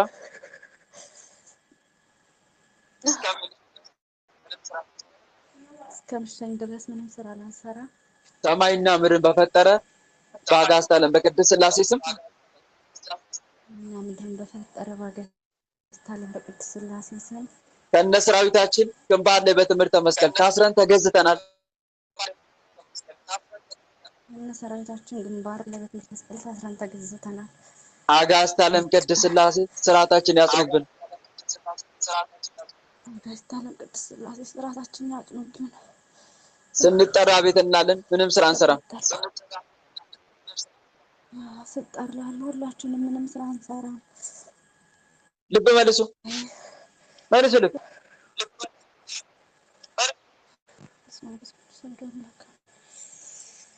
እግዚአብሔር ይስጥልኝ ወንድሜ፣ አመሰግናለሁ። አሜን። የታለምዬ ዞሮ ዞሮ አይንሽ ላይ ተቀምጦ እንደዛ የሚያደርገው መድኃኒዓለም አይወደኝም ብለሽ እንድታስቢ እንደዚሁም ደግሞ ፍቅሩን ለመሸርሸር ነው። ለሱ ያለሽን ፍቅር አንድም እንድትሸሹ ስለሚፈልግ ነው። ዞሮ ዞሮ ግን እህት ወንድሞች፣ ለሌሎቻችሁ የምናገረው ሰው ቅዱሳን ስዕላትን ሲያይ መቁጠሪያን፣ መስቀልን፣ ካህናትን ሊሆን ይችላል ብቻ የተቀደሱትን ነገሮች ሲመለከት ሲያይ የሚደነግጥ የሚረበሽ የሚፈራ ከሆነ የሚደነግጠውና የሚፈራው እርሱ ሳይሆን እርሱ ሲያይ የሰውየውን አይን የራሱ አድርጎ የሚመለከተው አጋንንት ነው። አይን ላይ ተቀምጦ ማለት ነው እንጂ እኛ አይደለንም። ያ ቅዱስ ተቆጥቶን አይደለም፣ ተቆጥቶን ወይንም ከኔ ራቄም እያለን አይደለም። ግን እንደዛ እንዲመስለን ነው የሚያደርገው አጋንንቱ። ዋና ዓላማው ግን እንድንሸሽ እንድንርቅ ነው። በቃ ጸሎቴ እየተሰማኝ አይደለም ብለን እንድንጠራጠርም ጭምር ነው። አይን ላይ ተቀምጦ እንድንፈራ እንድንረበሽ የሚያደርግም ማለት ነው። ስለዚህ ቅባ ቅዱስ አይንን መቀባት በአይኔ ላይ ተቀምጠ በእኔ አይን እያየ ስላድኖ እንድትፈራ ወይም ደግሞ ስላድኖ ቀይረ የምታሳይኝ ክፉ መንፈስ በመድኃኒዓለም ስም ከአይኔ ተነስ እያሉ መናፍስቶቹን መገሰጽ ቅባ ቅዱስንም አይንን መቀባት ያስፈልጋል ማለት ነው። ፈጣሪንም መማፀን ልዑል እግዚአብሔርን እያየው እንድፈራ የሚያደርገኝ ክፉ መንፈስ ገጽልኝ ያሉኝ መማፀን አለብን ማለት ነው። ይሄን ልናደርግ ይገባል እና እህቴ በተረፈ በርቺ፣ እሺ፣ አይዞሽ፣ ጠንክሪ። እሺ ወንድም ዓለም ጸጋውን ያብዛልኝ፣ በረከት ይደርብኝ። በጸሎት አስቡኝ ወንድሜ። አሁን እየቀጠቀጥኩም ስላልሆነ በጸሎት አስቡኝ። በእርግጥ ህመሙ እንደ ድሮ አይደለም፣ እየተሻለኝ አሁን ዝም ስላልኩት መሰለኝ። እሱም የቸሩ መድኃኒዓለም በረከት ይደርብን። ተመችቶ ሳይሆን እየቀጠቀጡልሽ ስለሆነ ነው። አሳልፈሽ ሰጥተሽለት ለቅዱስ ሚካኤል አሁን ሰጥቻለሁ። እሱም አሁን እኮ ለብርሃንና ለቅዱስ ሚካኤል ሳላደርስ አይደለም እነሱ እየተራዱ ስለሆነ ነው። እሺ ለዛ ነው። እሺ ወንድሜ፣ እሺ የልዑል እግዚአብሔር ቸርነት ስላልተለየሽ ነው። እግዚአብሔር አምላክ ካንተ ጋር ጸጋውን ያብዛልህ። ከዚህ በላይ ብዙ ተስፋ አግኝቻለሁ አንተ። አሜን። እቴ በርቺ፣ አይዞሽ። ተራ ቁጥር 4 ባርክ ወልደግዚ ለማለት ነው። ወልደግዚ ባርክ ወልደግዚ ብርሃናዊ አጋዕዝተ ዓለም ሥላሴ የሚል ማለም ስላልተመቸው ለኔ ሰጠኝ። ይሰማል? ስላልተመቸው አሁን እኔ ሰጥቶኛል።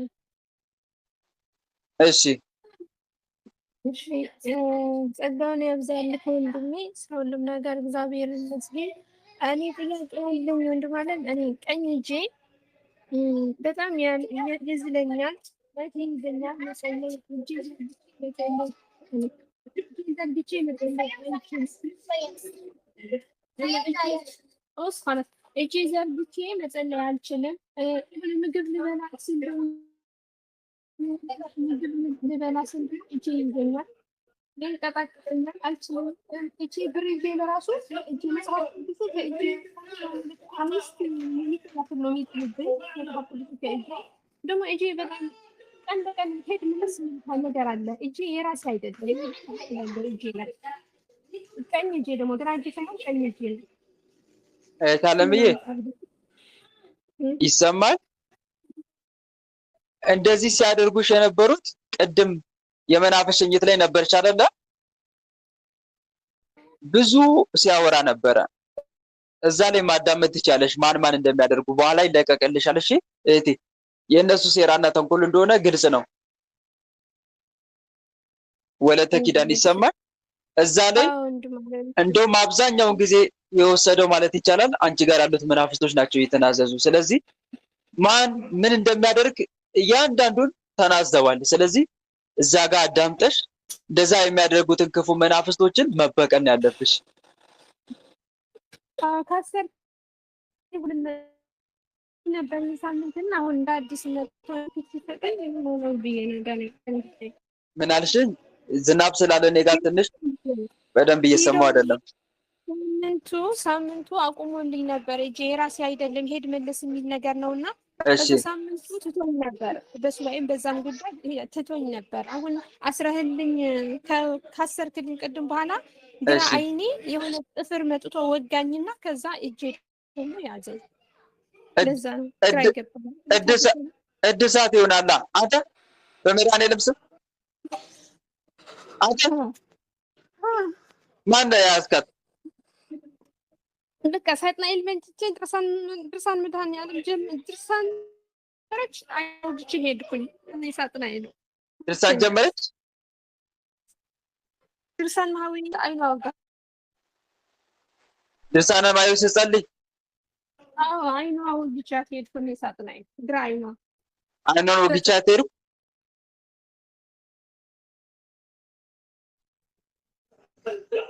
ቶሎታ ሰዓት ተሰብሰብ ታና ላይ ተነስ። እሺ ወግቻ ቶሎታ ወግቻለሁ። እጇ ደግሞ እኔ ደፈራው ነኝ። ደፈራው አብሾ ነው። ድግም በደማን ተደገመ። ተነስ። ሰራዊት ተሰብሰብ። ቶሎላችሁ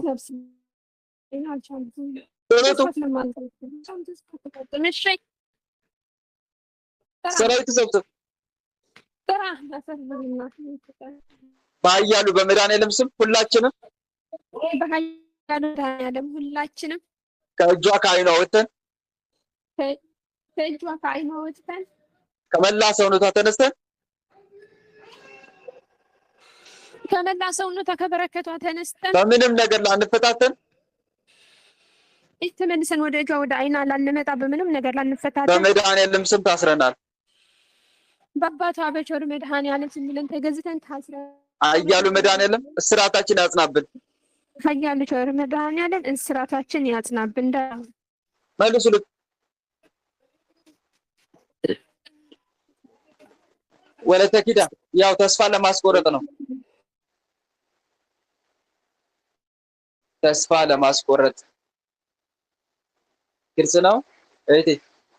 ደማደማው ስለተመለሰ ደንግጬ ነው። ለምን ታስሮ የሚመለሰው እያልክ እየደነገጥክ ነው። እና እግዚአብሔር ይስጥልኝ እኮ ተስፋ ለማስቆረጥ ነው። አንቺ ታስሮልኛል ብለሽ አይደል የወጣሽው? ልክ ደግሞ እንደዚሁ ተስፋ ለማስቆረጥ በቃ ይሄ ነገር ከንቱ ነው ብለሽ እንድታቋርጪ ማለት ነው።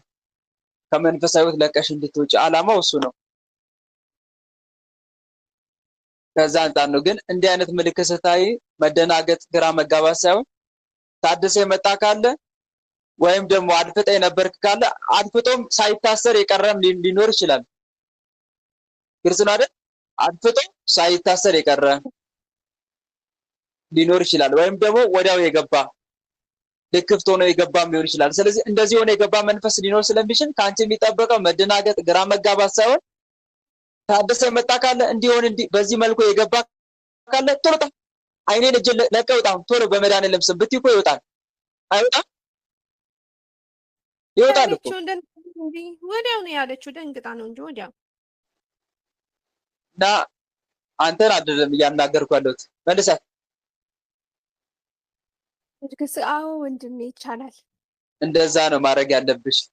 ቶሎ ጣ ግን ይሄ ስትይ ምንጊዜም መጀመሪያ የመድኃኒዓለምን እርዳታ መጠየቅ አስቀድመሽ የእሱን እርዳታ ጌታ ወይ አሁን የገባ ካለ ወይም አርፍቶ የነበረ ካለ አንተ የምታውቀው እኔ ማላውቃቸው መናፍስት ካሉ ከእጄ ከዓይኔ ላይ አንሳልኝ አምላኬ ሰጥቻለሁ ትይና እንዲህ ባልሽው አፍሽ መናፍስቶችን ውጡ ማለት ውጡና ታሰሩ ማለት ታሰራለሁ።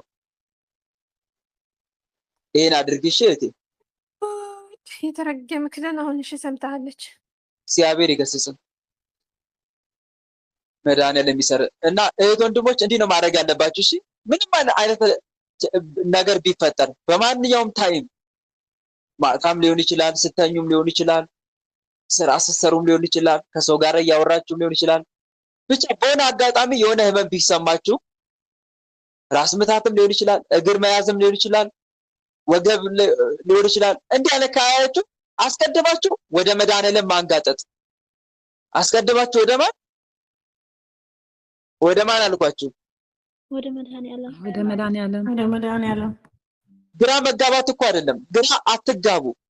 ወይኔ አሁን አንዳንዱ ምን ይላል መሰላችሁ? እንዲህ አይነት ነገር ሲፈጠር ወይኔ ምንድነው የሆንኩ ያለሁት? አረ ድረሱልኝ፣ አረ ድረሱልኝ፣ ምን እየሆንኩ ነው? ምን እየተፈጠረ ነው ብሎ በቃ ግራ ሚይዘው የሚጨብጠውን ያጣል። እምነት አለ አይደለ እንዴ? ለምን ትደናበራለህ? እምነት አለሽ አይደል? ለምን ግራ ትጋባያለሽ? አምላክ ከአንተ ጋር እንዳለ ይሰማል አይደል? ስለዚህ እምነት ለምን እንደሌለው ሰው ለምን ትሆናለህ? ማድረግ ያለብን ነገር ምንድነው? ጌታዬ መድኃኒዓለም ቀና ብለህ አይንን እያየ ወደ መድኃኒዓለም ስዕል እየተመለከት አጠገብህ ጋር እሱ ስዕሉ ስር ካለ በርከክ ብለህ ተንበርክከህ እጅን ወደ ላይ ዘርግተህ ልክ ማን ነበረ? አንድ ነብይ አለ። ማን ነው? ምን ላይ ነበረ?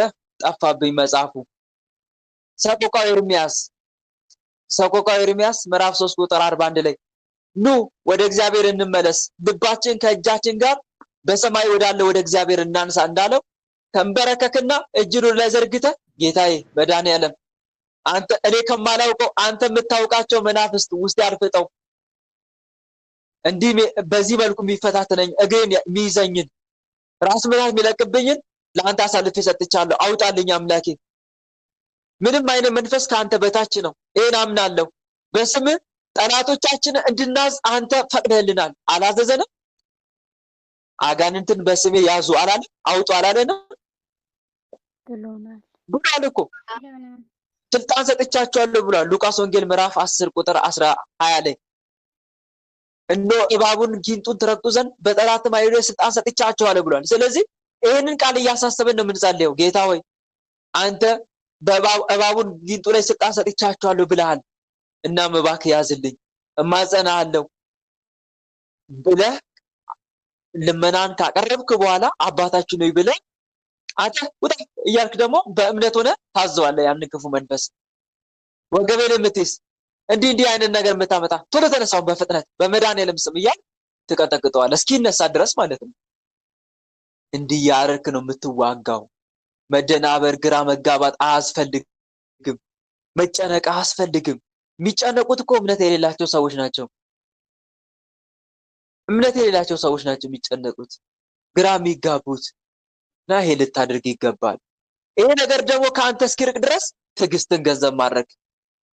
ምንን ገንዘብ ማድረግ? ትዕግስት። ትዕግስተኛ ሰው ከኃያል ሰው ይሻላል ይላል። በመንፈሱም የሚገዛ ከተማ ከሚወስድ ይበልጣል። ትዕግስትን ገንዘብ ማድረግ እና ትዕግስትን ገንዘብ አድርገ ይሄን መንፈስ ስራውን እስኪያቆም ድረስ መንፈሱን መቅጣት፣ ያኔ ይነሳል። በዚህ መልኩ ነው መኖር ያለብን ወንድሞች ለማለት ያክል ነው። ይሄን ይመስላል። በተረፈ መበርታት ያስፈልጋል። እህቴ ወለተ ኪዳን በርቺ፣ አይዞሽ። ዋናው ዓላማው ምንድነው? ቅድም ሲታሰር ስለነበር አሁን በቃ ምንም እንዳልታሰረ መስሎ እንዲታይሽ ተስፋ ለማስቆረጥ ነው ማለት ነው። አንደኛው ቢታሰር ሌላኛው ደግሞ ያልታሰረው ስራውን እንደሚቀጥል ወይም ጭፍራው ሰራዊቱን አሰማርቶ ስራውን እንደሚያስቀጥል ማለት ነው። ከዛ አንፃር ነው።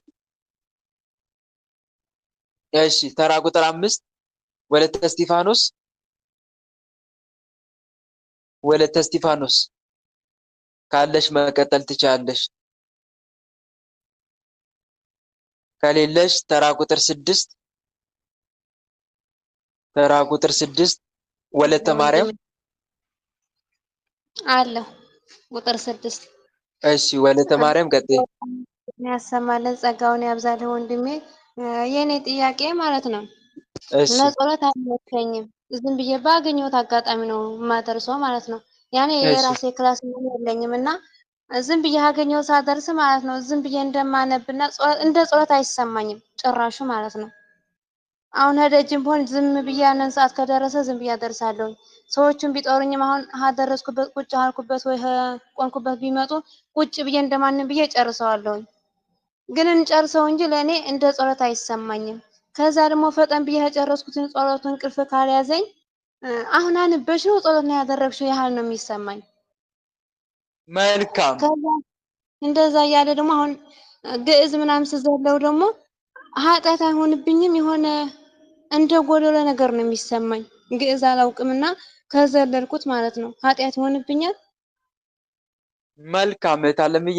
እሺ የግዕዝ ጸሎት እስቲ ምን አይነት ጸሎት ስትጸልይ ነው? ለምሳሌ በአማርኛ የተጻፈ የለም እንዴ? አይ አርጋኖ ላይ እኮ አለ የሆነ ቁጥር የሚጠቅስ ምናምን አለ አይደለ? አሃ ቁጥሩን እኮ ባትይውም ችግር የለም እህት አለምዬ። ግን የሆነ እንደ ኃጢአት ነገር ነው የሚሰማኝ ለኔ ማለት ነው። ኧረ አይቆጠርም። ቃሉን ብቻ አንብቢ እሺ እህት አለምዬ። ቃሉ ነው የሚፈለገው፣ ቃሉ ነው። ያ ቁጥሩ ምዕራፉ የተቀመጠው ለማስረጃነት ነው። እሺ ለማስረጃነት ነው። እንደ ማስረጃ አሁን ለምሳሌ ይጽፋል አይደል? መዝሙረ ዳዊት እያለ ይጽፋል። እነኛ ነገሮች ይጽፋል አይደል? ይሄ እኮ ለማስረጃነት ነው። ያ ቃል እዛ ላይ ታገኙታላችሁ እንደማለት እኮ ነው። ለምሳሌ አርጋኖን አሁን ጸሎት አብዛኛው የወጣው ከየት ነው ብትሉኝ ከመዝሙረ ዳዊት ነው። አርጋኖን አብዛኛው ክፍሉ መዝሙረ ዳዊት ነው። የአርጋኖን አባት መዝሙረ ዳዊት ነው ብንል ማጋነን አይሆንም። እና ግን ያ የተቀመጠው ለማስረጃነት ነው። ግን የሚፈለገው ነገር ምንድነው? ቃሉ ነው። እሺ ቃሉን እንድንጸልይ ነው። አንድ ይሄንን ነው። ሁለተኛ ደግሞ በእርግጥ ለጸሎት ልዩ ስፍራ ያስፈልጋል። ግን ይሄ ማለት ግን ጸሎት በማንኛውም ቦታ ብንሆን መጸለይ አንችልም ማለት አይደለም። ጸሎት እኮ በማንኛውም ሰዓት በማንኛውም ቦታ ልንጸልይ የሚገባ ነገር ነው። ይሄን ታውቃላችሁ ወንድሞች? የትም ቦታ ብንሆን በልባችንም የምንጸልየው ጸሎት እኮ ነው። ጸሎት ልንጸልይ ያስፈልጋል። እግዚአብሔር በሁሉም ቦታ ያለ ነው። በሁሉም ቦታ ያለ ነው።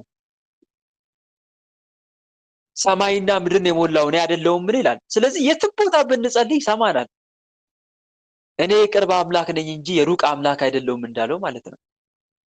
ስለዚህ ከቻልን የጸሎት ክፍላችን ገብተን እንጸልያለን፣ እናደርሳለን።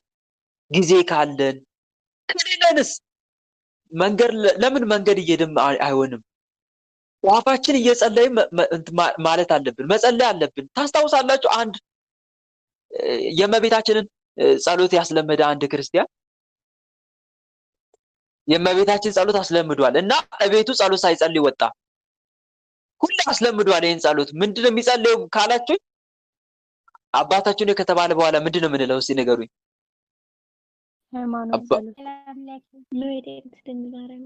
እመቤታችን ቅድስት ድንግል ማርያም እሱን 50 ጊዜ ጸልይላት ነበር። በእመቤታችን ስዕልዋ ፊት ቆሞ ከስግደት ጋር እመቤታችን ቅድስት ድንግል ማርያም ወይ በመልአኩ በቅዱስ ገብርኤል ሰላምታ ሰላም እንሻ የሚለው ማለት ነው። ወይም በሰላመ ቅዱስ ገብርኤል አልበገዝ እሱን 50 ጊዜ ከስግደት ጋር ይጸልይ ነበር። ይሄን አስለምዷል። እና አንድ ቀን መንገድ እየሄደ እያለ ጸሎቱን ሳይጸልይ ረስቶ እኮ ነው። ወይኔ አልጸለይኩም ዛሬ ምን ነካኝ አለና ወደ ቤቱ አልተመለሰም። አሁን ጸሎት የሚሰማው የግድ የጸሎት ቤት ብቻ ነው ብሎ ወደ ቤቱ አልተመለሰም። ምንድነው ያደረገው? አይ ይህን ጸሎት ሳልጸልይማ ዛሬን መዋል የለብኝም አለና መንገዱን ገታ አረገና የሆነ ቦታ ላይ ቆመና መጸለይ ጀመረ። አሁን ያ ቦታ የጸሎት ስፍራ ነው እንዴ?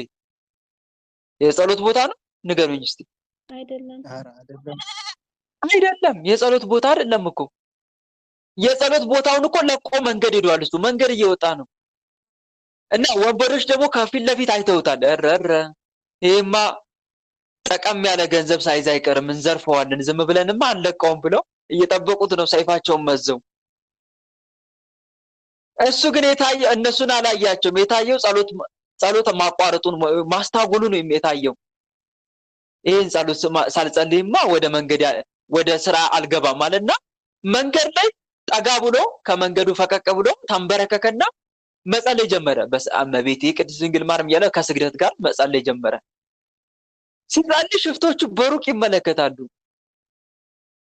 ከዛ ልክ ጸሎቱን እንደጨረሰ መንገዱ ሲቀጥል ሽፍቶቹ እንኳን ሊዘርፉት ይቅርና ወንድም አቤት ምን ነው አላቸው። ቅድም ምን ያልክ ነበረ ተንበርክክ አሉት። እንዴ ምን አደርጋለሁ ጸሎት ረስቼ ወጥቼ ነበረ፣ ያቋረጥኩትን ጸሎት እየቀጠልኩኝ ነው አላቸው። ቀጠልኩኝና ጸለይኩኝ፣ ይሄን ያደረግኩት አላቸው። ወይ ጉድ ይገርማል። አንተ ስትጸልይ እኮ ብቻህን አልነበርክም አሉት። አታያትም እንዴ አሉት። ምንድነው ምን አያችሁ አሉት። ወይኔ አላያትም ማለት ነው፣ እኛ ግን እያየናት ነበር አሉት። ምንድነው ያያችሁት? የሆነች ደምግባቷ እጅግ ያማረ እጅግ የምታበራ ሴት ነጭ የለበሰች መታ አጠገብ ቆማ ትመለከት ነበረ። እና ልክ አንተ ስትጸልይ ከአፍ የሆነ ጽጌረዳ ይወጣል። ከአፍ ጽጌረዳ ይወጣል። በነገራችን ላይ ጽጌረዳ እኮ የሚወጣበት ምክንያት ከዚህ በፊት ወርሃ ጽጌ ደርሳለች እኮ አሁን መስከረም 26 ትገባለች። አሁን ከፊት ለፊታችን እስከ ህዳር 6 የሚጾመው ጾም ማለት ነው። እሱን ማለት ነው። ልክ ወርሃ ጽጌ ሲመጣ ለእመቤቴ ይሄንን ጾም በማስመልከት ምን ላድርግላት ብሎ ይጨነቅ ነበረ። እና የጽጌ አበባ በነበረበት ሰዓት 50 የጽጌ አበባ ጎንጉኖ በስዕሏ ላይ ልክ እንደ አክሊል ያደርግላት ነበረ፣ ለፍቅሯ መገለጫ እያለ እመብርሃንን ከመውደዱ የተነሳ እሱን አስለምዷል። እና የጽጌ ወቅት ሲያል አበባ ጠፋ። ምን ላድርግ ለእመቤቴ በአበባው ፈንታ ብሎ ማሰብ ጀመረ። በዚህ ፈንታ ለምን 50 ጊዜ በሰላመ ቅዱስ ገብርኤል እየጸለይኩ አልሰግድላትም ማለት እሱን ነው። በቃ በዚህ ነው የለመደው ያንን ጸሎት። የጸሎቱ መነሻ ይሄ ነው። አሁን ከአፉ የሚወጣው ለምን እንደሆነ ገባችሁ አይደል? ገብታችኋል አይደል? ጽጌረዳ አበባው እና ከአፍ የሆነ ጽጌረዳ አበባ ይወጣል። እናም እሱን እየተቀበለች በክንዷ ትሸከም ነበረ፣ ታቅፈው ነበር አለ። እና 50 ጊዜ ይሄ ነገር አየን አለ። 50 ጊዜ ከአፍ ጽጌረዳ ሲወጣ እሱን ተሸክማ ባረከችክና ወደ ላይ ወጣች አሉት። በጣም ገረመው፣ ተደሰተ። እመቤታችን ጸሎቱን እየተቀበለችለት እንደሆነ አወቀ። አሁን እኔ የፈለኩት እዚህ ጋር ይሄ ሰው የጸለየው የት ነው? የት ነው የጸለየው? የጸሎት ቦታ ወይስ ከመንገድ ዳር? መንገድ ዳር ነው። ለምንድን ነው መንገድ ዳር የጸለየው? ምክንያቱም የማይመች ቦታ ላይ ነው ያለው አይደለም። ወደ ኋላ ቢመለስ ጊዜ ማጥፋት ነው። ስለዚህ ያለው አማራጭ እዛ ሆኖ ጸለየ እና ተቀባይነት ማግኘት ጸሎቱ ነው። አሁን እህቴ ምን የምጠይቅሽ ነገር አንቺ የጸሎት ቦታ ሆነሽ መጸለይ ያልቻልሽው ምክንያት ከችግር ነው አይደለም? መልሽልኝ። ከችግር አንፃር ነው አይደል? የለችም እንዴ? ወጣች። እና ዞሮ እየሰማሽም ከሆነ ይሄ ነገር የተፈጠረው ከችግር አንፃር ስለሆነ አማራጭ ስላጣች ስለሆነ አንድም በሁሉም ቦታ ብንጸልይ በሁሉም ቦታ ያለ አምላክ ስለሆነ ጸሎታችንን ስለሚሰማን መሳቀቅ የለብሽም።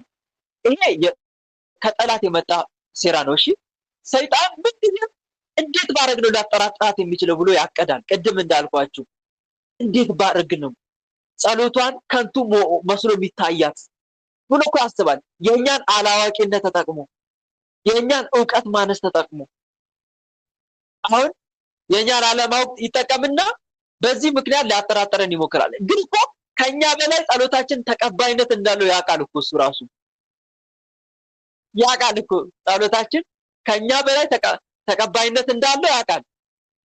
ግን የሱ ዓላማው ምንድነው ካላችሁ ምን ብላት ነው ጸሎቷን ልትጠራጠር የምትችለው ነው? ምን ብለው ነው ጸሎቱ ተጠራጥሮ ሊተውልኝ የሚችለው? ልክ ባለፈው የሆነ ምሳሌ እንደመሰልኩላችሁ ሰውየው በግ ሊሸጥ ወደ ገበያ ሲሄድ ወይኔ ወንድሜ ውሻ ይዘህ ትወጣለህ እንዳሉት በግ መስሎ ውሻ ገበያ ይዘህ ትወጣለህ እንዳሉት ማለት ነው። አጠራጠሩትና እንዴ መጀመሪያ ተቃውሟቸው ነበር። ከዛ መጠራጠር ጀመረ። እንዴ በግ ነው ማለት ጀመረ። ከዛ ልክ ገበያ ላይ እንዴ እውነትም ያስኩት ውሻ ነው እንዴ ብሎ ውሻውን ጥሎ እንደወጣው ማለት ነው። ልክ አጋንንትም እንዲሁ ናቸው። ያለው መሳሪያ ለማስጣል ሲፈልጉ ምክንያት ይፈጥራል። አሁን እህታችን በምንድነው እየታወጓት ያሉት? ይሄ አሁን እየጸለሽ ያለሽው መንገድ ላይ እንደዚህ እየሆንሽ ምትጸልይ ያርጋል ይላታል እንድትጠራጠርለት። ስለዚህ እሷ ይሄ ነገር ላይ በቂ ዕውቀት በቂ ግንዛቤ ስለሌላት ተጠራጠረችለት። ጸሎቱም ከንቱ መስሎ ተሰማት። አያችሁ አይደል? ሴራውን ተንኮሉ ይሄ ነው በቃ። እና ወለተ ማርያም እህቴ ምንም ሳትጠራጠሪ ጸሎትሽ እንደሚቀበል አምነሽ አምላክሽ በሁሉ ቦታ እንዳለ እንዲሁም ደግሞ ያለብሽን ችግር እንደሚረዳ መጽሐፍ እንዲላል አባት ለልጆቹ እንደሚራራ እንዲሁ እግዚአብሔር ለሚፈሩት ይራራላቸዋል፣ ፍጥረታችንን እርሱ ያውቃልና ይላል። ፍጥረታችንን ችግራችንን ያለብንን ችግር እርሱ ያውቃል ይረዳልና አባት ለልጆቹ እንደሚራራ እንዲሁ ልዑል እግዚአብሔር ለሚፈሩት ይራራላቸዋል ይላል። እና ያለብሽን ችግር ከአንቺ በላይ ስለሚያውቅ እናም በሁሉም ቦታ የሞላ አምላክ ስለሆነ ቦታ ማይገድበው አምላክ ስለሆነ በደንብ አድርጎ ነው የሚሰማሽ። ግልጽ ነው አይደል? አዎ ወንድሜ ግልጽ ነው። ምንድነው እሱም በሽተኛ ሰው እያለኝ ማለት ነው ለጸሎት ካቆምኩኝ ዝም ብሎ ነው የሚጮኸው። ምንም የሚያስፈልገው ነገር የሌለ ዝም ብሎ ይጮሃን። አንዳንዴ ጸሎትን ሳቋርጥ አናግረዋለሁ፣ አንዳንዴ ደግሞ ዝም ብዬ እስከምጨርስ ዝም እለዋለሁ። ይሄን ኃጢአት ይሆንብኛል? ይሄን ስታረጊ አማትቢ። አንደኛ ሲጮህብሽ 3 ጊዜ አማትቢና ከዛ በኋላ ጊዜ ካለሽ ያ የሚሰጥሽ ጊዜ ከሆነ አቡነ ዘበሰማያትን ብለሽ ሰውየውን ማናገር ትችላለሽ። ችግር የለውም። ግልጽ ነው አይደል? ወለተ ማርያም አዎ ግልጽ ነው። ጊዜ እንዳለሽ ጊዜ ይወስነዋል። እዚህ ጋር ጊዜ ካለሽ አቡነ ዘበሰማያትን ጨርሰሽ አቤት ብለሽ ምላሽ መስጠት፣ ከሌለሽስ በቃ ሀጀራ ምንም አያቋርጥም። 3 ጊዜ አንድ ሰዓት የምቆም ከሆነ 1 ሰዓት ነው የሚጮኸው ካለማቋረጥ ማለት። ስለዚህ አቡነ ዘበሰማያት የመጸለይ ጊዜው አለሽ ማለት ነው። ስለዚህ አቡነ ዘበሰማያት ትጸልይና ስብሐት ለአብ ስብሐት ለወልድ ስብሐት ለመንፈስ ቅዱስ ይዜኒ ወዘልፈኒ ወለዓለመ ዓለም አሜን እና አቤት ምን ልታዘዝ ብለሽ ስራሽን ፈጽመሽ መምጣት። ግን ለጸሎት ከመቆምሽ በፊት በሰውየው ላይ ያደርክ የምታስጠራኝ መንፈስ ስራን አቁም በይው። እሺ እንደዛ ብለሽ እዘዡ መንፈሱን። ሁለተኛ ደግሞ መጀመሪያ መንፈሱን ከማዘዝ በፊት ግን ጌታ ሆይ በሰውየው ላይ ያደረክ ከአንተ ጋር እንዳልነጋገር በሰውየው ላይ ቀድሞኝ እየሄደ የሚያስጠራኝን ክፉ መንፈስ አምላኬ እባክህን ስራውን አስቆምልኝ ብለሽ ተማጽነሽ ከዛ መንፈሱን ገስጨውና ለጸሎት ቁሚ። እሱ ነው የሚያስጠራሽ። ጸሎቱ ሲያቃጥለው በሰውየው ላይ ያደረ ያለ እረፍት ያስጠራሻል። ይሄም የሱስ ሴራና ተንኮል ነው። ስለዚህ ይሄን አድርጊ። ሌላው ሲጠራሽ ደግሞ አባታችን ነው ብለሽ ከዛ ስብሐት ለአብ ስብሐት ለወልድ ስብሐት ለመንፈስ ቅዱስ ብለሽ መሄድ።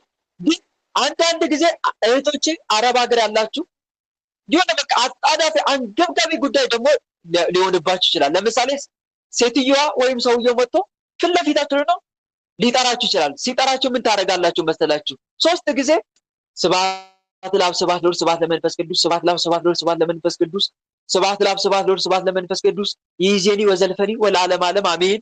አቤት ምን ነበረ? እንዲህ ብላችሁ ታስተናግዱታላችሁ ማለት ነው። ግልጽ ነው አይደል?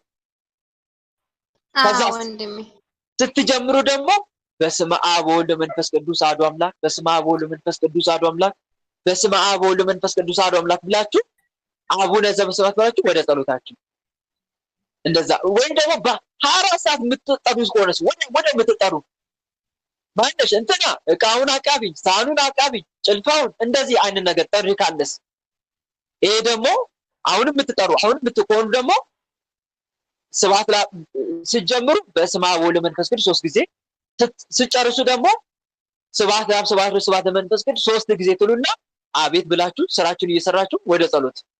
ይከብዳል? አይከብድም ማለት ይሄን እያደረጋችሁ መጸለይ ትችላላችሁ ማለት ነው። እግዚአብሔር ባወቀው ያለባችሁን ችግር ስለሚረዳ ቸሩ መድኃኔዓለም ጸሎታችሁን ይቀበላል እና አትጠራጠሩ። ይሄ ጸሎት ያደርጋል ብላችሁ አትጠራጠሩ።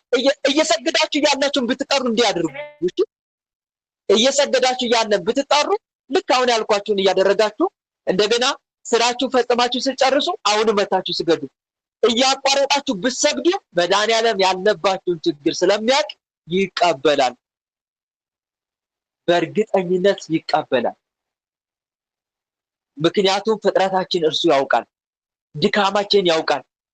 እንደውም እኮ ዕብራውያን መልእክት ላይ ምዕራፍ 4 ቁጥር 15 ላይ በድካማችን ሊራራልን የማይችል ሊቀ ካህን የለንም ይላል። በምናችን ሊራራልን? በድካማችን። ተመልከቱ፣ በድካማችን ሊራራልን የማይችል ሊቀ ካህናት የለንም። ሊቀ ካህናችን እኮ መድኃኔዓለም እሱን እኮ ነው። እርሱ ራሱ ተፈትኖ መከራም ስለተቀበለ የሚፈተኑትን ሊረዳቸው ይችላል ተብሎም ተጽፏል ዕብራውያን መልእክት ላይ። የሚፈተኑትን ሊረዳቸው ይችላል። ዕብራውያን ምዕራፍ 2 ቁጥር 17 የሚራራ የዋህ አምላክ እኮ ነው ያለን። የኔ ልጅ ተቸግራ ነው እየጸለየች ያለች እኮ ይላል እኮ። የኔ ልጅ በብዙ ፈተና ውስጥ ተከቦ ነው እያናገረኝ ያለው እረዳዋለሁ ይላል እኮ። እንዴት ተመቻችቶ ከሚጸልየው ሰው ለእናንተ መድኃኔዓለም ትኩረት ያደርጋል። ለምን ይመስላችኋል ወዲያው መንፈስ የሚያዘው? አይያዝም እኮ መንፈስ። ግን ለምንድን ነው የሚያዝላችሁ? እንዲህ ተቸግራችሁ እየጸለያችሁ ያለባችሁን ድካም ስለሚያውቅ እኮ ነው። መከራ ሲገጥመን እግዚአብሔርን በተደጋጋሚ እናየዋለን ይላሉ አባቶቻችን። መከራ ሲገጥመን እግዚአብሔርን በተደጋጋሚ እናየዋለን። ችግሮቻችን ሲያቃልልን፣ ከፈተና ሲታደገን፣ መልካም በሆኑ ነገሮች ሲጎበኘን፣ ሲባርከን ያን እግዚአብሔርን በተደጋጋሚ እናየዋለን ይላል። ለምን? እኛን ለማዳን ነዋ፣ እኛን ለመርዳት እና ይህን እንዳትረሱ እሺ። እስቲ ቆይ አሁንም በጣም በደንብ እንዲገባችሁ ስለምፈልግ በምሳሌ ላስረዳችሁ። ብዙ ወታደር የሚታዘዝለት፣ ብዙ ጥበቃ የሚሰማራለት ብዙ ጠላት ላለው ወይስ ትንሽ ጠላት ላለው? ብዙ ወታደር የሚመደብለት ብዙ ጠላት ላለው ነው አይደል? ጠንካራ መሳሪያ የሚሰጠው ብዙ ከባድ ስራ ላለበት ወይስ ትንሽ ስራ ላለበት? ከባድ ስራ ላለበት። አያችሁ አይደል? በቃ ይሄ በእውነት ላስተዋለ ሰው ይሄ ለሱ ትልቅ ትምህርት ይሆነዋል። ብዙ ኃጢአት ባለችበት የእግዚአብሔር ጸጋ ትበዛለች። ብዙ ፈተና ባለበት የእግዚአብሔር ቸርነት እጅግ ትበዛለች። ይሄን እንዳትረሱ። ስለዚህ እያቋረጣችሁ ብትሰግዱም እያቋረጣችሁ ብትጸልዩ መድኃኔዓለም ይቀበላል በእርግጠኝነት እና ይሄንን እንዳትረሱ ለማለት ያክል ነው። ስለዚህ ጸሎቴን እያቋረጥኩ እንዲየሆንኩ ጸሎቴ አይቀበልኝ ብላችሁ አንድችም ጥርጣሬ እንዳያድርባችሁ ለማለት ያክል ነው። በተረፈ በርቼ ነይት። እሺ ወንድሜ ቃለ ሕይወት ቃለ በረከትን ያሰማልን፣ ጸጋውን ያብዛልን። ወንድሜ አባቴ ቸሩ መድኃኔዓለም ከክፉ ሁሉ ይጠብቅልኝ። አሜን አሜን። ታለምዬ እሺ ተራ ቁጥር 7 አስረስ ወለተ ኪዳን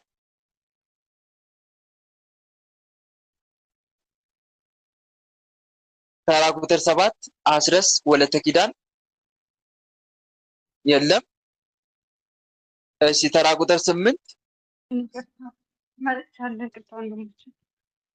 እሺ ቀጥይ ታለ ይቅር ለእግዚአብሔር አሜን።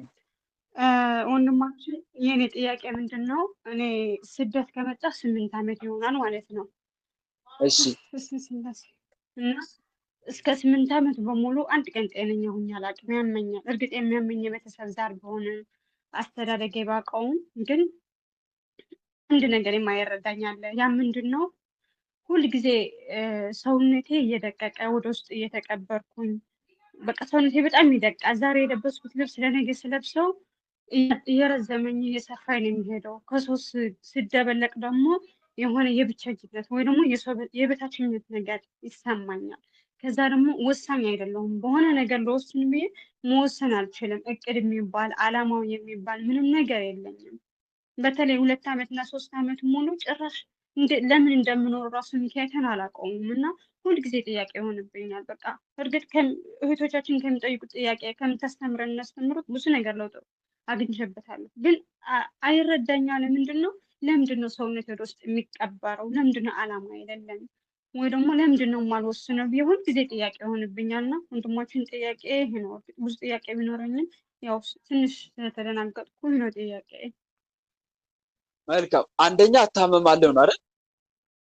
አንደኛ ስደት ከመጣው ጀምሮ እታመማለሁ። ሁለተኛውስ?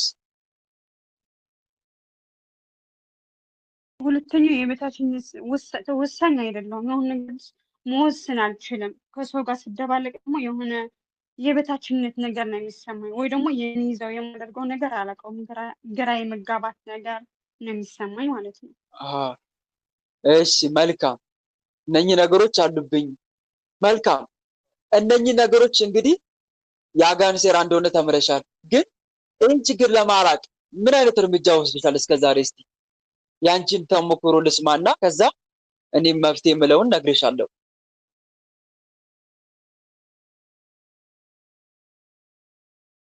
እስከዛሬ ምን አደረግሽ እህቴ እነኚህ ጠላቶች ለመዋጋት? ያው በቻልኩት በጣም ንስሐ መግባት ያለብኝም ንስሐ ገብቻለሁ። አንድም ጊዜ ሳይሆን 2 ጊዜ። ከዛም ደግሞ በጸሎትና በጾም ደግሞ ደህና ነኝ። እርግጥ ለ10 ወር ያህል ይፈታተነኝ ነበር። ያ ምንድነው በእንቅልፍና በቃ ጾሞ መጸለይ እስከማያስችለኝ ድረስ በጣም ይፈታተነኝ ነበርና ያንን ደግሞ ማቋረጥ አልቻልኩም። እግዚአብሔር እየተነሳው እየወደቅኩም ቢሆን እግዚአብሔር ይመስገን በጸሎትና በጾም ደህና ነኝ ማለት ነው። እግዚአብሔር ይመስገን። እነዚህን አደርጋለሁ ያው በቻልኩት መጠን እግዚአብሔር በረዳኝ ማለት ነው። ወንድማችን መልካም። እኔ የምልሽ አንድ ጥያቄ ልጠይቅሽ እስቲ። ሱባኤ ገብተሽ ታውቂያለሽ? ሱባኤ ገብቻ አውቃለሁ። ሱባኤ ደግሞ ለኔ ያልተመለሰልኝም ለጓደኞቼ መልስ የተሰጠው ሱባኤ የገባሁት ግን በባለቤቴና በእናቴ ዙሪያ ነው የነበረው። በራሴ አልገባሁም። ምክንያቱም እናቴ ንስሐ እንድትገባ ብዬ ንስሐ እንዳትገባ አደረጋት። ልትቆርብ ብዬ ቁርባ ልብስ ገዝቼም ልትቆርብ አልቻለችም። ባለቤቴን ጾምና ጸሎት እሱም ይመስላለኝ በእነሱ ነው ሱባኤ የገባሁት። እነሱም ደግሞ በሰው ላይ ነው የመልስ የተሰጣቸው፣ በእኔ መልስ አልመጣልኝም ማለት ነው። ወንድማችን ግን በራስሽ ጉዳይ ሱባኤ መግባት አለብሽ። እሺ እህቴ፣ በራስሽ ዋናው ትልቁ ነገር መጀመሪያ ሰው ራሱ ማዳን አለበት አይደል? መጀመሪያ የአንቺ ጠላቶች እንዲያዙልሽ አንድም በህመም አሁን ቅድም ባልሽ መንገድ ለሚፈታተልሽ ሱባኤ መግባት አለብሽ። የጠየኩሽም አንዱ ትልቁ ነገር አሁን በነገርሽን ችግሮች በኩል እነኚህን ችግሮች ለማቅረፍ የመጀመሪያው ንስሐ መግባትሽ መልካም ነው። ግን አንድ ሰው ንስሐ ከገባ በኋላ ምን ማድረግ አለበት? ምን ሱባኤ ቢገባ መልካም ነው። ጠላቶቹ እንዲይዝለት እሱ ውስጥ ያሉትን ጠላቶች በሙሉ ግልጽ እንዲያደርግለት ከዛ በኋላ ጠላቶቹን በግልጽ አሳይቶት እንዲይዝለት ከያዘለት በኋላ በቃ አንደኛ ሱባኤ ገብቶ የፈጣሪውን እርዳታ ከጠየቀ በኋላ እግዚአብሔር አምላክ በሱባኤ አማካኝነት ስለጠየቀው ምን ያደርጋል?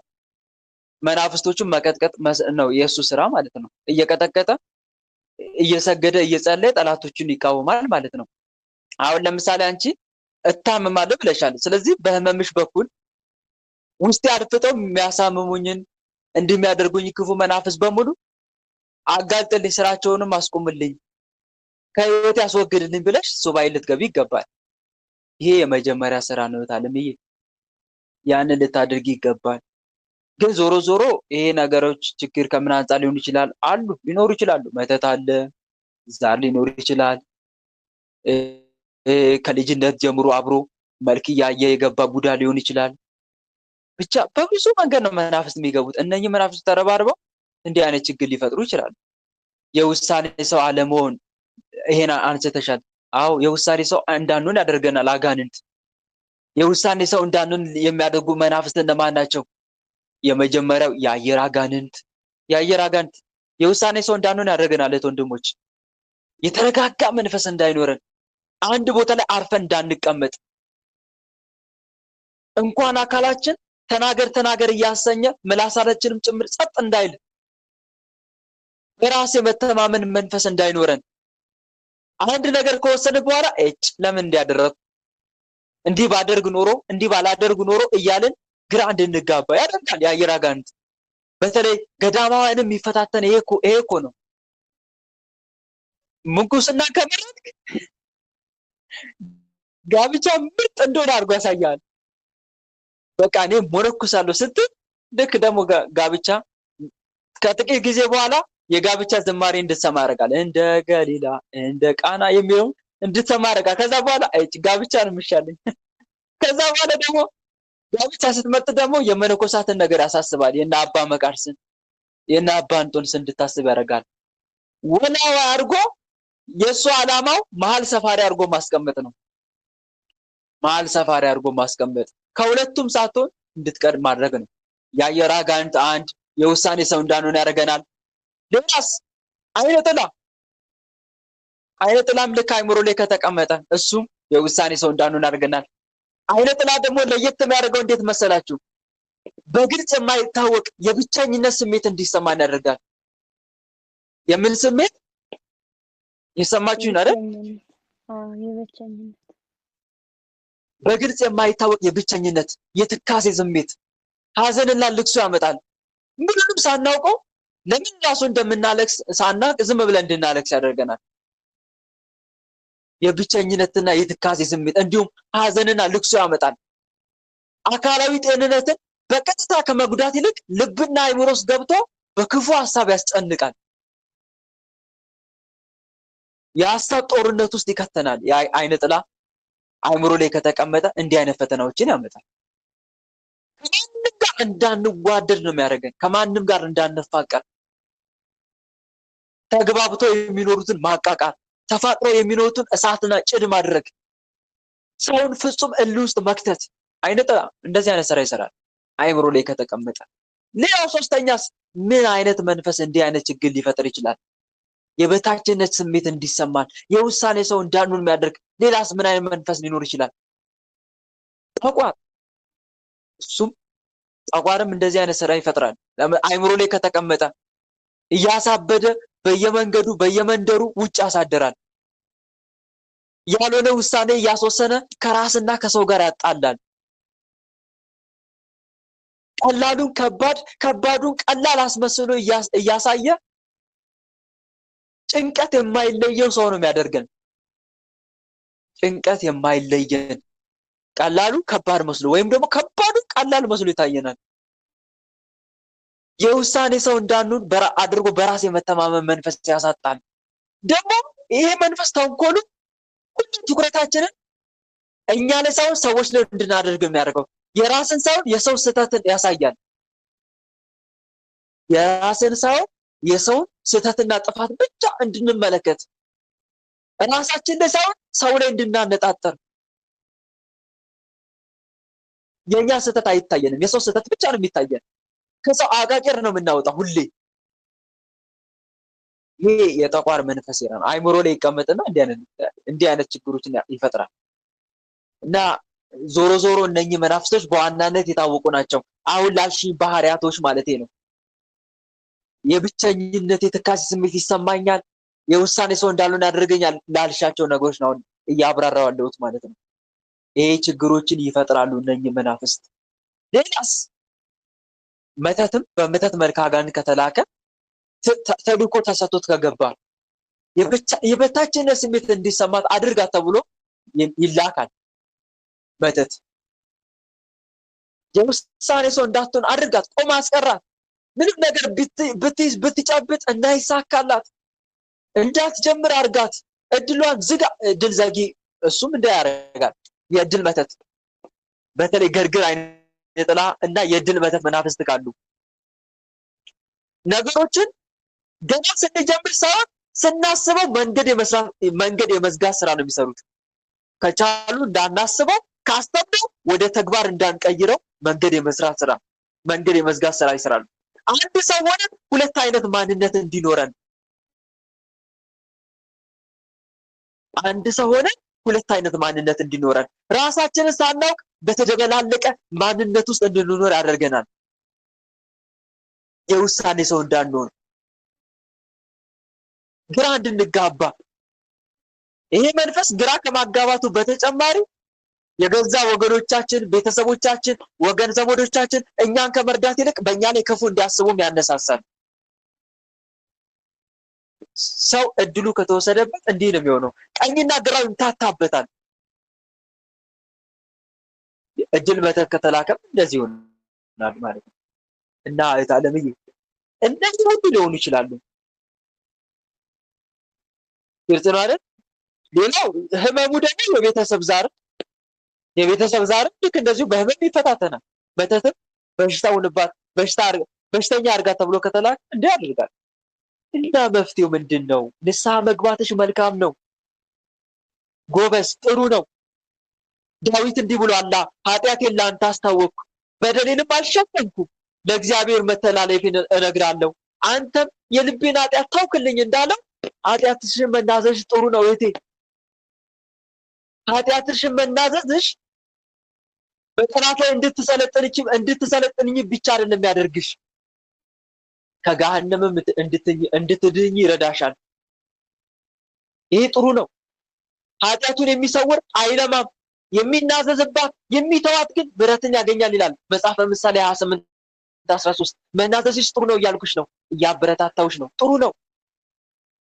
ደግሞ የፈጣሪን እርዳታ መጠየቅ ግድ ይላል። የማንን እርዳታ? የማንን አልኳት? የእግዚአብሔር። እንዴት ነው የእግዚአብሔርን እርዳታ የምንጠይቀው? በሱባኤ የራሳችንን ችግር እያሳሰብን መጀመሪያ ራስን አውጣ። መጀመሪያ ራስን አድን የሚለው መጽሐፍ ራስን አድን ይላል። ወደኋላ መጀመሪያ ራስ ይቀድማል። በራስ ያለውን ጉድፍ አውጣ።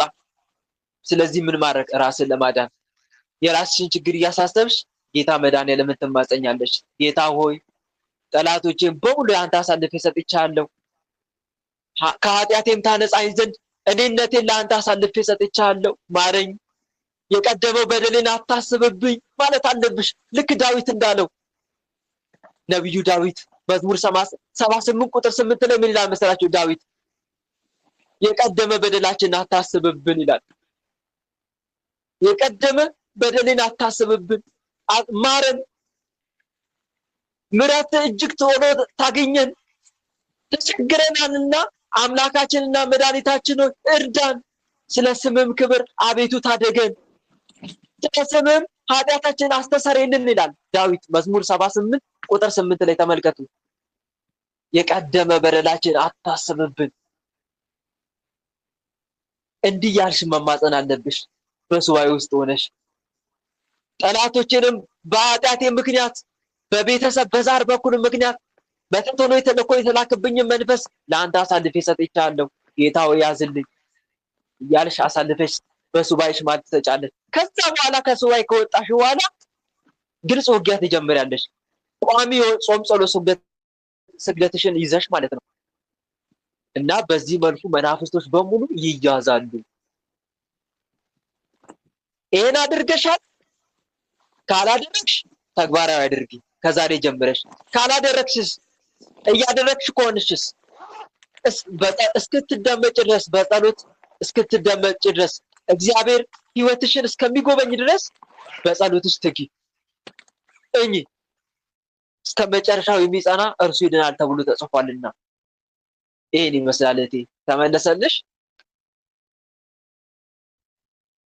ወንድማችን ጸጋውን ያብዛል። አመሰግናለሁ። እንግዲህ በእግዚአብሔር ቸርነት ነው እዚህ ያለው ራሱ ትምህርት ማዳመጡ ራሱ የሱ ስራ ነው። ምክንያቱም ካስተዳደገ ከዚህ ስደት ካሳለፍኩት አንጻር ከቆየሁበት አንጻር ሲታሰብ የእግዚአብሔር ቸርነት ነው እዚህ ያቆየኝ። ወይ በእኔ ጸሎት ስደት ሳይሆን በሱ ቸርነት። እርግጥ ጾምና ጸሎት አላቋረጥኩም። ምንም እንኳን በፊት ዙሪያ ፈተና ቢኖርም እግዚአብሔር ይመስገን ወንድማችን ተመስገን። እና እንግዲህ እግዚአብሔር ያግዘኝ። ወንድማችን አመሰግናለሁ። ጸጋውን ያብዛልን። አሜን። ደግሞ እንዳትጠራጠሪ እሺ እህት አለምዬ፣ ራስሽን አዋርደሽ ብትማጸኘው እግዚአብሔር አምላክ እንደሚሰማ እንዲህ ብሏል፣ በስሜ የተጠሩት ሕዝቤ ሰውነታቸውን አዋርደው ቢጸልዩ ይላል። ምን ብለው ቢጸልዩ? መልሱልኝ እስቲ። ሰውነታቸውን አዋርደው ቢጸልዩ፣ ፊቴንም ቢፈልጉ፣ ከክፉ መንገዳቸውን ቢመለሱ ይላል። ቢመለሱ የምትለዋ ቃል ንስሐ መግባታችንን ታመለክታለች። ከክፉ መንገዳቸውን ቢመለሱ በሰማይ ሆኜ እሰማለሁ፣ ኃጢአታቸውንም ይቅር እላለሁ፣ ምድራቸውንም እፈውሳለሁ። ምድራቸው የተባለ ምንድን ነው? ምድር የተባለ ዘመናችን እኮ ነው፣ እድሜያችን እኮ ነው። ምድር የተባለው አንድም ህይወት እኮ ነው። ህይወታቸውን አስተካክልላቸዋለሁ ማለቱ ነው። ምድራቸውን እፈውሳለሁ ማለት እና የታለምይ እንደሚሰማሽ እርግጠኛ ሆነሽ ተማጸኝ። በፍጹም ልባችሁም ከሻችሁ ታገኙኛላችሁ፣ ከእናንተም ዘንድ እገኛለሁ ይላል። ግን አደራ አደራ መላችሁት ወንድሞች፣ ይሄ እያቋረጡ መጸለይ፣ ይሄ አንዴ መንፈሳዊ አንዴ ዓለማዊ፣ ይሄ ነገር ሲደብር፣ ይሄ ነገር ሲያስጠላ፣ አንዴ መንፈሳዊ አንዴ ዓለማዊ፣ ይሄ በጣም መጥፎ ነገር ነው ወንድሞች። ጸሎታችን እንዳርግ ፈጣን ምላሽ ከፈጣሪ እንዳናገኝ የሚያግድ መጥፎ ነገር ብትሉ ይሄ ወጣ ገባ አይነት የሆነ መንፈሳዊ ህይወት። ቀጥ ብለህ ተጓዝ። መጽሐፍ እንዲህ ይላል። መጽሐፈ ምሳሌ ምዕራፍ 4 ቁጥር 24 እስከ 27 ላይ ዓይኖች አቅንተው ይዩ ይላል። ምን አቅንተው ይዩ? ምን አቅንተው ይዩ አለ? ዓይኖች አቅንተው ይዩ፣ ሽፋሽፍቶች በቀጥታ ይመልከቱ። አትወዳው እኮ ነው። አታመንታ። አንዴ መንፈሳዊ አንዴ ዓለማዊቱን ማለት እኮ ነው። ዓይኖች አቅንተው ይዩ፣ ሽፋሽፍቶች በቀጥታ ይመልከቱ። የእግርህን መንገድ አቅና፣ አካሄድም ሁሉ ይጽና። ተመልከቱ፣ አካሄድም ይጽና። አትወላወል እኮ ነው። አንዴ ዓለማዊ አንዴ መንፈሳዊ አጫውት ማለት እኮ ነው። አካሄድም ሁሉ ይጽና፣ ወደ ቀኝም ወደ ግራም አትበል፣ እግርንም ከክፉ መልስ አለ። እግርን ከክፉ መልስ ምን ማለት ነው? ወደ ኃጢአት አታዘውትር እኮ ነው። ልክ ዳዊት ሕግን እጠብቅ ዘንድ ከክፉ መንገድ ሁሉ እግሮቼን ከለከልኩ እንዳለው መዝሙር 118 ቁጥር 101 ላይ እና ፕሊሴት ወንድሞች፣ በራድ ወይም ትኩስ አይነት ነገር ለብ ያሉ መሆን ጥሩ አይደለም። መንፈሳዊ ከሆንክ መንፈሳዊ መሆን ነው እና ወደ ቀኝ ወደ ግራ ማትበሉ ለማለት ያክል ነው ወንድሞች። ብዙ በመከራችሁ ብዙ ባወራ ደስ ይለኝ ነበረ፣ ግን ብዙ እንዳላወራ ሰዓት ያጥረኛል። ለእግዚአብሔር መልካም ፍቃድ ነገ እንቀጥላለን። እግዚአብሔር አምላክ የነገ ሰው ይበለን።